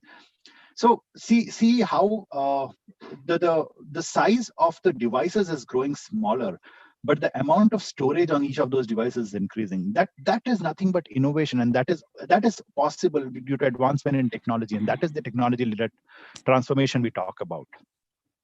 And then you have business-led transformation. I mean, you talk about Uber, you talk about Airbnb, you talk about green tea, for an example. I mean, there was a need, or not really a need in the market, but there was a need identified, and then that need was identified by companies such as Amazon, companies such as Uber, and they brought in new products into the market, which allowed you to identify and understand, okay, I need this market, I need this product. Sir, or even Vinay Kumar sir also spoke about mobile phones. Mobile phones was a luxury in early 90s, but now, can you stay without it? Absolutely not.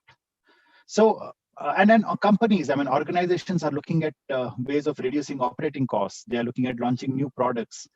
They are looking at identifying fraud, reduce leakage, and all this has led to a larger transformation. And then we look at customer focused. I mean, customer experience. How many of us, especially millennials, want the best customer service? Are we not fine paying extra if we get a better customer service? We see personalized results on Amazon. So you buy something on Amazon, and next day it shows up on your Facebook if you have connected your email. Is that not hyper personalization? I mean, it is. You are thinking of something. In fact, I can tell you an example, and that is where concerns about privacy and infringement of privacy come into picture. I have an Alexa at home, and I'm talking to my wife about changing the curtains of home, and next day on my Facebook, the Amazon shows up, or an ad from Amazon comes up, which shows me curtain models or different types of curtains that I can buy for my home. That is, I mean, can you even think of it that, okay, is this happening for real? That is what is hyper personalization. Moving on, and before we move on, I just want to also mention that all these three transformations, whether it's technology, whether it's business, or it's digital, None of this can operate in silos. All of these are dependent on each other, and we can actually call it as 3 pillars of growth for any organization. Let us move on and look at some of the drivers that are impacting this the changing industry. New customer expectations. All of us today have very high expectations from our service providers. I mean, you look at Airtel, you look at Vodafone, you look at your whatever equipment you are buying. You expect them to be available to you at any point in time when you're facing a challenge. If my DTH doesn't work, I expect the team to resolve it as soon as possible. And this is where organizations are often willing to identify newer ways to meet the customer expectations. Again, I spoke about hyper-personalization. It has become a key to meeting meeting or exceeding customer needs. We are looking at omni-channel experience. I mean, if I start on my laptop and then I move on to my phone, the experience should be same. I mean, there should not be a difference in opinion, difference in the experience where I'm doing something on the laptop and I'm doing something on my mobile phone, and these two are starkly different, which kinds of puts me off, which I don't want. And that is where organizations are taking that pain to ensure that there is an omni-channel experience. There are people who are available to you for support. The technologies that they're using ensures that your expectations are met. And by meeting these expectations, they ensure a higher customer satisfaction as well as a higher retention rate. New products are being brought into the market. And these products are not being built as one size fits all. I mean, anything you see a smart refrigerator, you see green tea, you see new toys. All these are new. These are all new products that are being brought in, and most of the times we did not even know that this need existed. So organizations have started identifying the need. And how are they identifying the need? They are identifying this need through the data that they collect. And how do they collect that data? They collect the data based on the information that we provide. And once they collect this data, how is it used? And that is where your new technologies come into picture. I was talking about Python, I was talking about R, I was talking about quantum computing. Similarly, new technologies have allowed us to process the huge amount of data that is available.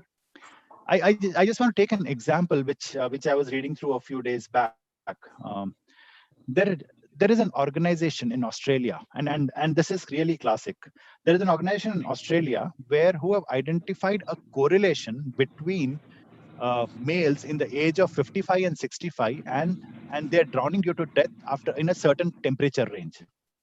Now, I mean, think about this. I mean, correlation where you're looking at the weather and then identifying that, okay, people between the age of 55 and 65 are drowning at sea.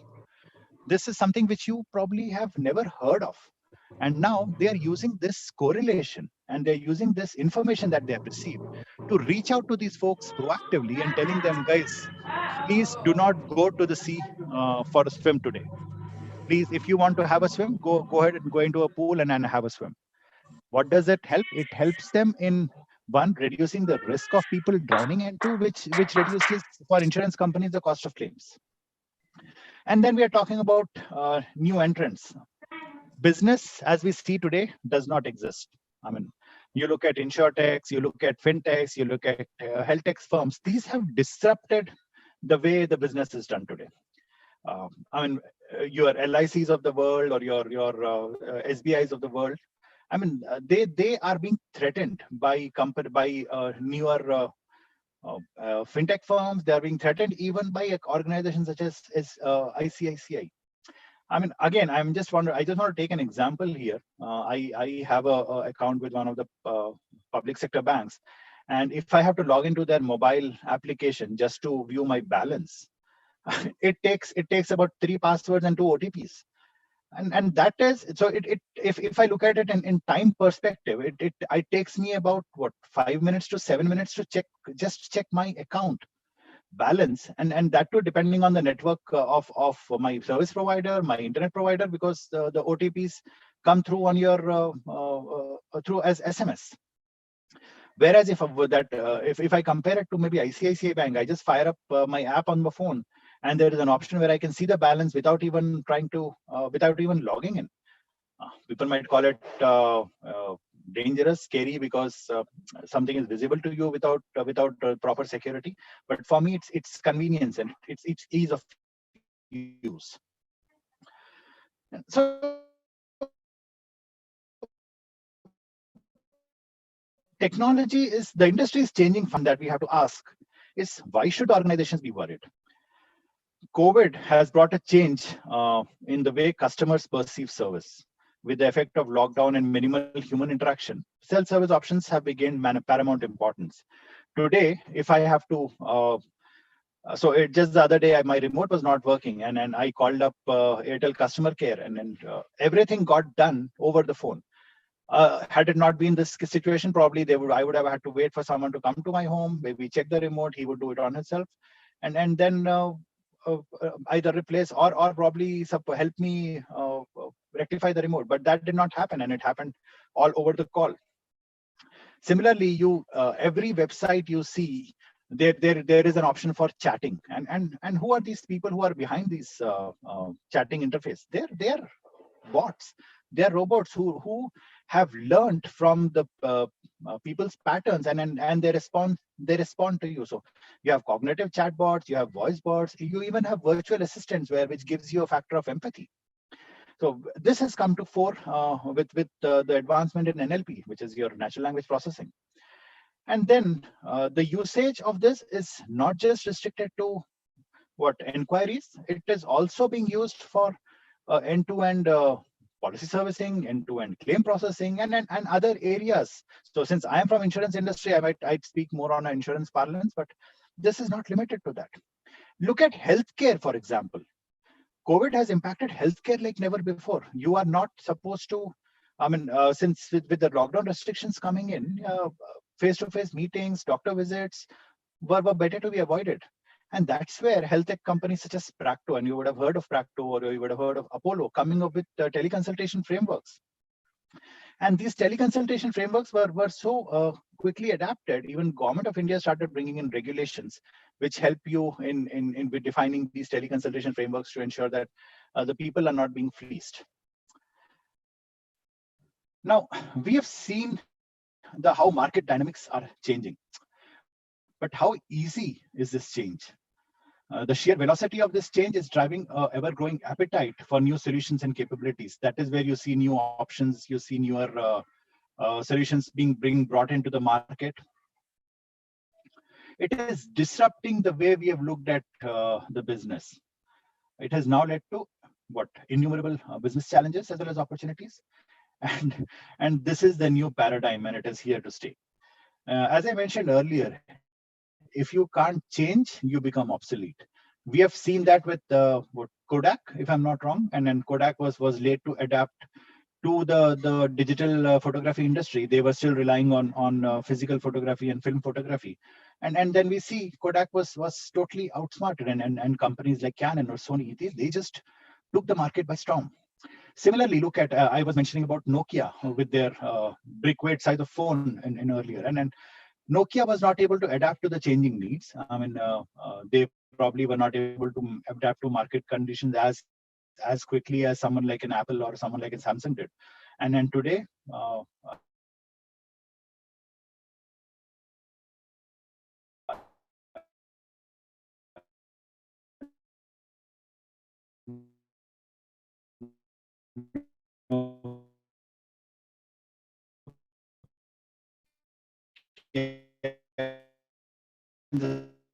put a quick fix and fix the plastic, and the phone starts working again. But now Nokia, you just cannot find Nokia phones at all. Now, so what is the most important thing that the organizations need to do? They need to, before that actually, why do you think the organizations are not able to adapt? What is the reason for they not being able to sustain or apply innovation? The primary reason, what I feel, and what we have seen as a part of being a service provider, is that the organizations suffer from inertia. They are moving in one direction, and then suddenly if you ask them to move or change their course, it's very difficult for them to do so. There could be growing bureaucracy, a lower risk appetite, and also there is a challenge of culture. The culture is so ingrained into the organization that I mean, you cannot. And I think there was this another. I don't know if it was Philip Kotler or Peter Drucker, I don't remember, but it was said that culture eats strategy for breakfast. So if your culture is it's not changed, it's very difficult for you to innovate. Now, what do the organizations need to do to change themselves? They need to do is the most important thing they need to do is make themselves agile. They need to set up innovation labs. They need to position themselves to realize the value of innovation. And the most important aspect is that innovation needs to be the core competency for the organization. I mean, if you look at this slide talks about digital and how digital would help businesses move from innovation to reinvention. On the right, when you see digital customer experience, you see digital employee experience, you see insights and data, you see digital manufacturing, you see cyber security. I mean, digital has to be pervasive. You cannot just tinker the edges and feel that, okay, this is done for me. You cannot bring in digital as what toppings on top of your core. That doesn't help you unless and until you are able to change your core and bring in the digital components into the core itself. You look at COVID. I have been talking about COVID since the beginning. How it has greatly influenced the organization's push towards digital. Look at educational industry, which is where you guys are. Had you ever thought that, okay, for the whole year you probably would be sitting and working on a laptop, taking classes on a laptop, and then submitting your assignments over what, Google Classroom, if I can use that word, or if I can use that technology? Do you think Zoom or Google Meet, I mean, in fact, we are using Zoom right now, but do you think Zoom and Google Meet would have been so successful had COVID not brought in that change? What has COVID done has made us realize that if we don't adapt, and unless and until there is probably a bullet to our head, we will never adapt. But I think with this COVID coming in, there definitely is going to be a lot of change. This is going to be the new normal. We will now start seeing more people working from home. And if I take an example of my own organization, 23rd March was when Prime Minister Modi announced the lockdown. And before that, I mean, we were talking about some people working from home depending on the situation.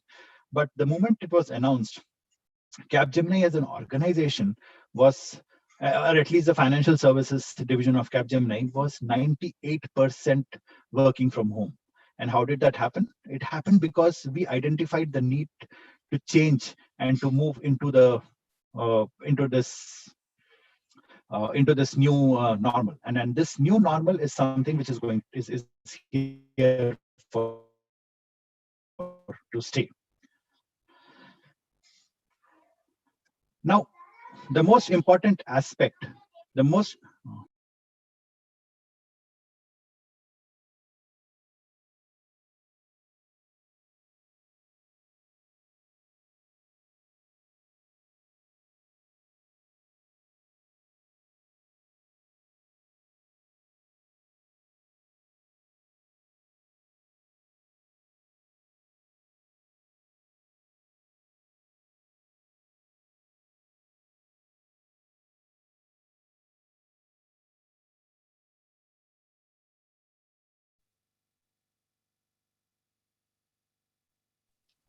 apologies, sorry, something which I had to take care of.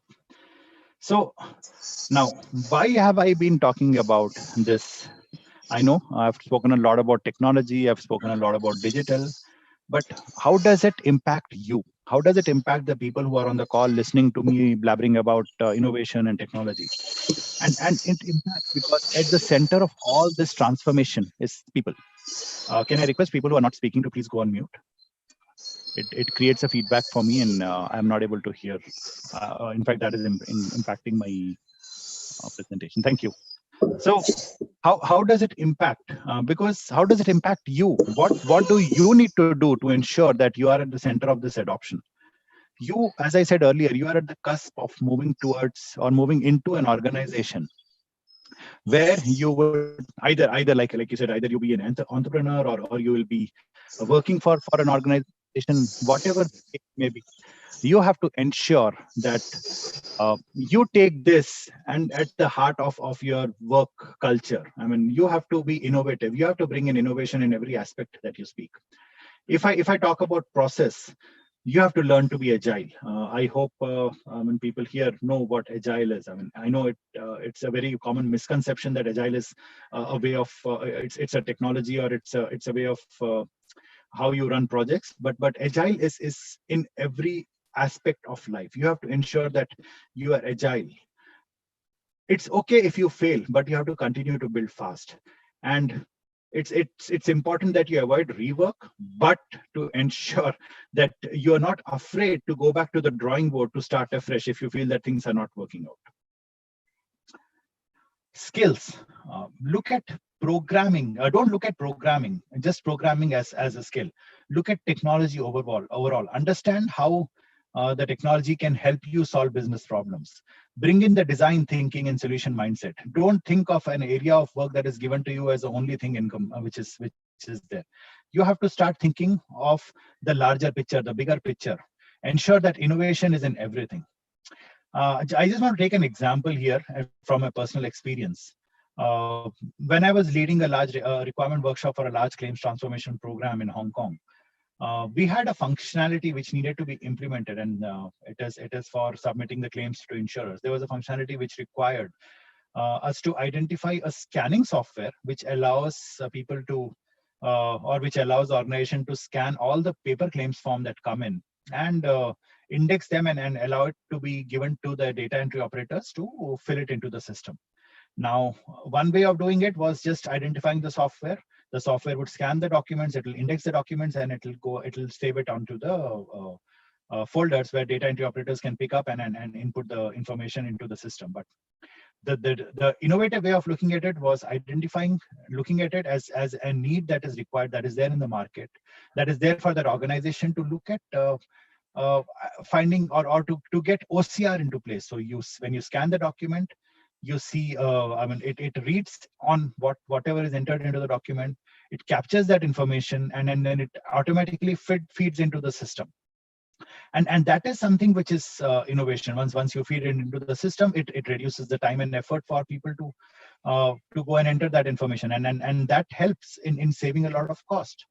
That is what is innovation. I mean, you can do things which are given to you, but if you bring in innovation, you can do things which are far better and much more improved. And then context. Don't be a generalist. You just don't go there and say, okay, I want to become a project manager, and I don't want to understand the technology. I don't want to understand the business. I don't want to understand the domain. That will never help you. Always understand the domain. Look at what is needed. As I said, look at the bigger picture. I always tell this to everybody: build a T model where you have the depth into your domain and the breadth to understand what impacts your domain. So if you're getting into insurance, understand or get into the depth of whichever insurance you are, and then understand the overall insurance industry perspective. If you're going to a customer, if you're in manufacturing, if you're in retail, whichever industry you are, and try to understand the bigger picture and why a specific thing is being done and how it fits into that bigger picture. And the last point is culture. Every organization is adopting newer ways of working, and consumer behavior is changing. So being entrepreneurial is one of the most important aspects, and a lot has been said about being entrepreneurial. A lot have been spoken about being entrepreneurs, and I think it is very important for you to think as an entrepreneur, even whether you're working in any organization or you're working for yourself. In fact, again, from my experience, when I was with Satyam, and I don't know how many of you actually know about Satyam, which was later acquired by Tech Mahindra after all the fiasco that happened. Satyam, as an organization, had a core value of entrepreneurship. At that time, that was I'm talking about late 2000s or mid 2000s when I was with Satyam. At that time, a concept of full life cycle leadership was brought in, where every individual who was working in a certain authority or certain position was expected to take complete ownership of their business. So it was like organization was running as an amalgamation of multiple small businesses. And always remember, you need to stand out. It's not a choice, it's the need. what I would do for the next few minutes is I want to take you through some examples of how technology have driven innovation. And one of that example is quite fascinating. There is Capgemini has implemented a business case in poultry industry where we help organization to sort eggs. So there is something called egg sorting where we use artificial intelligence to look at the various eggs that are there. There are about 13 or 14 photographs that is taken for each egg, and then we use machine learning and deep learning to detect the 10 different classes of eggs, and then they are sorted accordingly and then put on the right baskets to be shipped. I don't know if the audio of this would be played, but it anyway is I think it's in Spanish, so I doubt if you will be able to understand anything. So I hope you are able to see this. It's about a 2.5 minute video.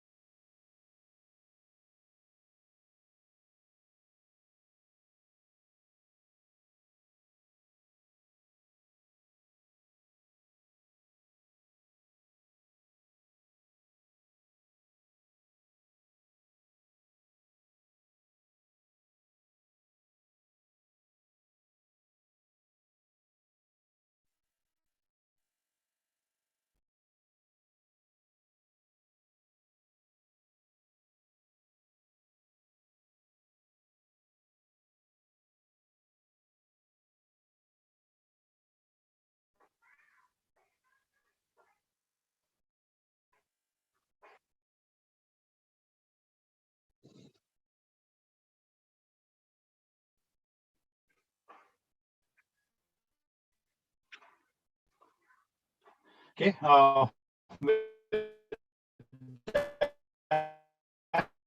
I've come to the end of my presentation. I'm open for any questions.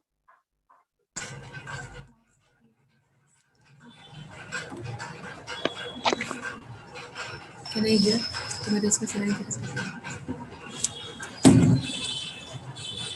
Does anyone have any questions for Mr. Ashish Narayan? Would you like to ask any questions? Hello. Good afternoon. Hello. Can you hear me?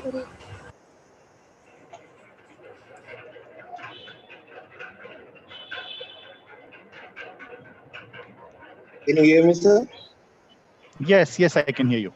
Sir, what would be the impact of digitalization in upcoming years, sir? Like yesterday, Satya sir has given a statement that digitalization has become a decade faster since the COVID-19 in the last years. So what would be the impact of digitalization on entrepreneurship concepts? Like I, being an entrepreneur, have adapted, digital marketing as my concept in the COVID-19 lockdown period. So what will be its impact in the upcoming years, sir? Can you please let me know?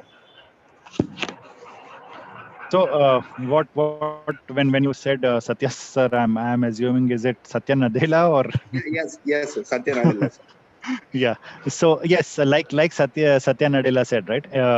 Digitization's impact. I mean, in fact, we used to. If I talk from earlier, we talk about generations, right? Generation. We when we look at maybe me and my parents, it's one generation gap. But if I look at me and my daughter, it's kind of I would say it's 3 generations gap, because Yeah. they are adapting faster and much quicker than we ever adapted. And now if I talk about millennials, so you want what we would have adjusted with, you do, that is basic necessity for you, something which we were what do you call uh, uh, I wouldn't say adjusted, but it was a luxury for us, is a necessity for you. So for us, for me having a 128 MB hard disk on my first computer was kind of luxury. But today when I use my iPhone, which has about 128 GB, that is not enough for me. So if Yeah. the technology is advancing, your photos which used to fit into a floppy disk earlier, I don't even know if you know what is a floppy disk, but if the photos which used to fit into a floppy disk earlier, now it is each photo size is equal to, so what one more than, in MBA. fact, what could ever fit on a floppy. A Yeah. floppy was 1.44 MB. Now you talk about micro pen drives which have more space than what your personal desktop computer might have. So this is the impact of the technology evolution. This is the impact of digitization. And when you talk about digitization, we talk about you talk about if you're digital marketing, you see ads everywhere, and these are consistent. So kids today, for them it is more about running images rather than still images. That is why probably for them having YouTube is much better than having a book to read. And then if you use this medium for your marketing, imagine the amount of people you are reaching out to. So I wouldn't say digitization is, I mean, in fact, digitization is increasing by what? Leaps and bounds. And then there is no way of measuring the rate at which digitization is increasing. So I think for you, if you are using digital marketing, you have to start looking at opportunities within digital marketing, which could bring out more benefits for you. More benefits for the company as well. Yes, absolutely. Thank you, sir. Sure.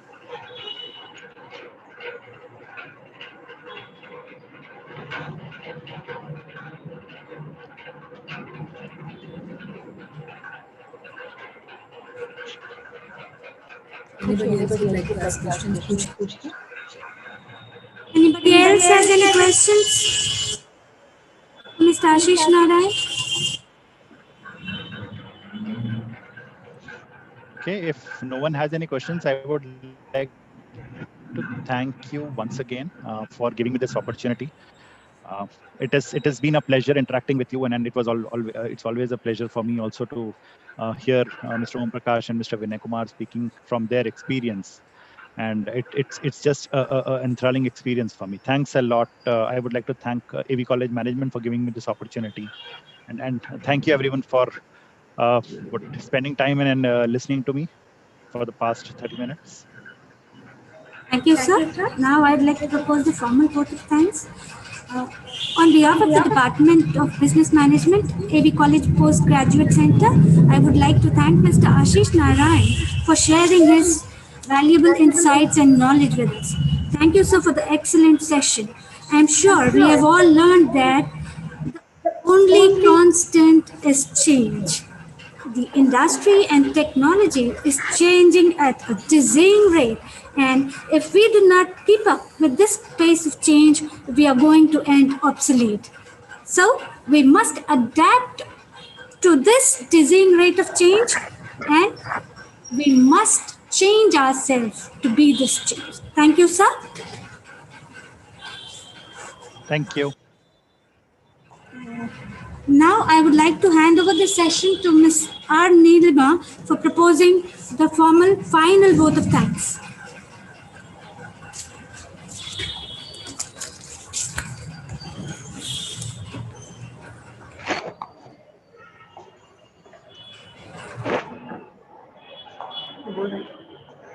So we reach the end of this beautiful session. Today, I, Mrs. Neelima Subhash, take the opportunity to put my gratitude into words. First of all, I would like to thank our AV College of Arts, Science and Commerce, PG Center Management, Hyderabad. I would like to thank our Honorable Chief Guest, Mr. Vinay Kumar, Chairman, MD, Neopetcon India Private Limited, on sharing his immense knowledge on being a hardcore entrepreneur. It's my immense joy to thank Mr. Om Prakash Borushetty, Director, ASAP Tutor, Agility, Extermination and Fumigation Services, for joining us across the nation. It's my pleasure to thank Mr. Ashish Narayan, Health Core Insurance SME, Capgemini Hyderabad, for taking his time out and enlightening us. I would also take my pleasure in thanking Dr. G. Prakash Reddy, Joint Secretary, AV Educational Society, for giving us free hand in developing the young generations. It's my honor to thank Dr. S. Gopi Krishna, Director, AV College, PG Center, Hyderabad, for always motivating, be it is it a small or a big endeavors. It's my pleasure to thank Dr. Vinita Sharma, Academic Director, M.B.A. and MCA course, for always being a pillar of strength to the departments. Last but not the least, the gem of all, Mrs. Tarunasha, a mentor and a guide to every aspiring young hearts. I would personally would like to thank Mr. Vamshi Krishna, Head of Department, Computer Science, for always backing us in a technical knowledge. I owe my thanks to Mrs. Archana and Mrs. Meera, the team of business management, for their sweat, time, help, and support in conducting this webinar, an international platform. My humble thanks to the supporting staff and special thanks to the technical man, Mr. Chiranjeevi, for always being there for us with a smile on his face. Also, to all the participants for investing their time for the participation, we trust more than the knowledge of books stands the experience of individual. Thank you, one and all.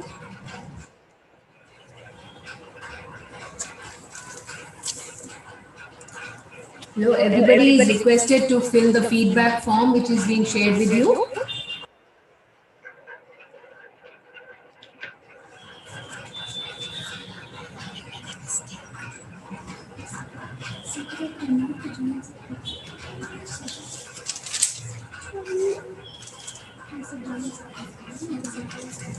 Remind feedback form. దీంట్లో share చేసి రావట్లేదు మేము text లాగా వస్తుంది control कुछ करे तो कोई करे तो भी नहीं नहीं आ रहा इसे शेयर करके देखो इसे शेयर करके देखो copy it from the mail you sent it through email not me इसको म्यूट करें इसको just sharing बोलो इसका म्यूट नहीं करे थे ओपन था ओके सुन रहे तो म्यूट नहीं करा अब भी देखिए अभी देखिए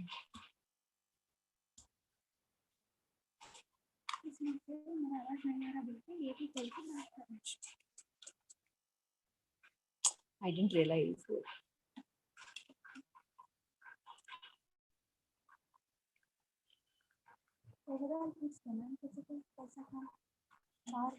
If somebody can share their views.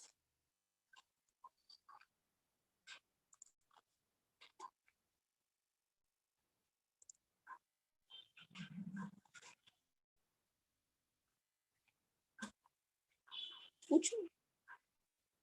It's okay, there is nothing wrong now.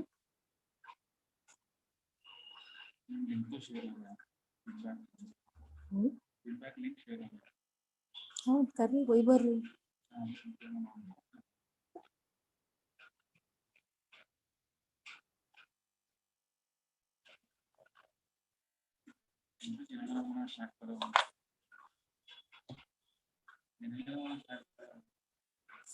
Yeah, you can share. But ये खुला रखना पड़ता session till the feedback forms का responses come. खुला रखना पड़ता. ये बंद करके ये feedback form भी चले जाए.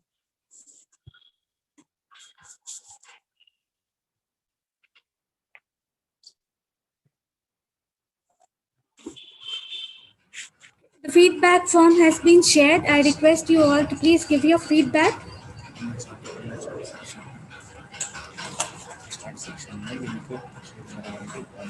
The link has been shared in the chat. I request you all to please give your feedback.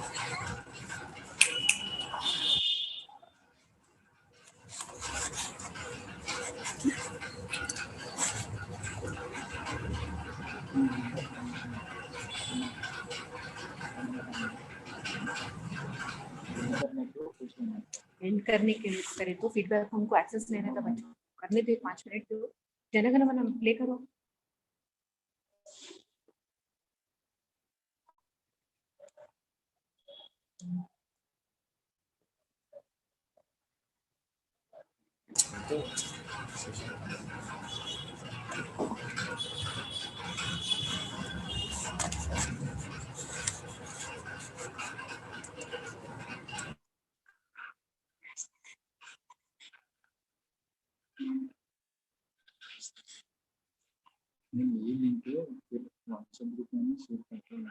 ठीक है शेयर कर पहले अपना जनगण मन करा दो हम करूँगी. We'd like to end the session by playing the national anthem. We request all of you to rise. We request all of you to please rise.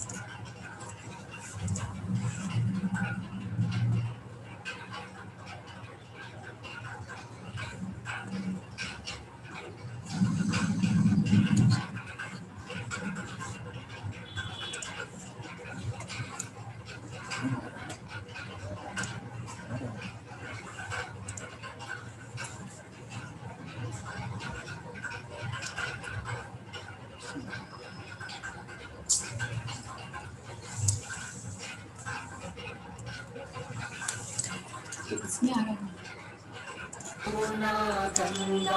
उज्जल जलधि तरंगा तव शुभ नामे जागे तव शुभ आशीष मांगे गाहे तव जय गाथा जन गण मंगलदायक जय हे भारत भाग्य विधाता जय हे जय हे जय हे जय जय जय जय हे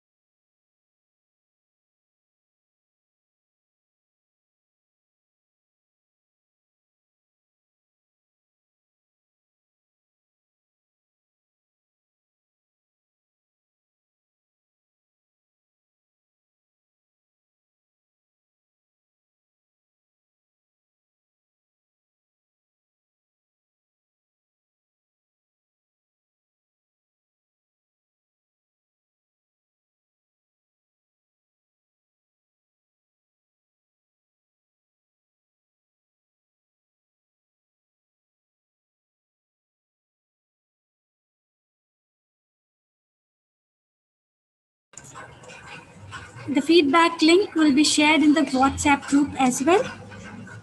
Please do fill the feedback.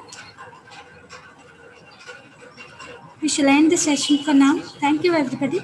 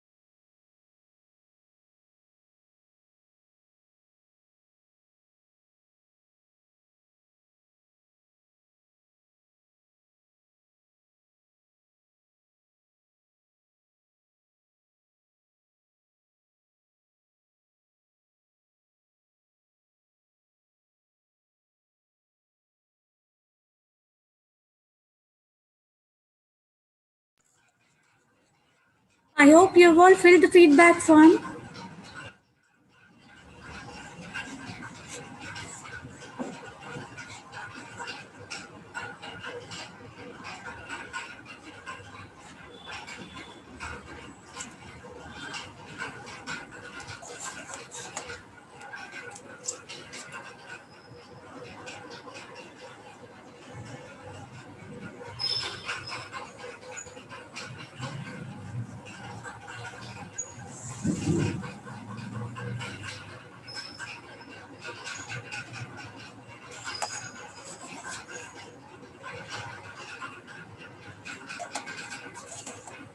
I request you all to please fill the feedback form.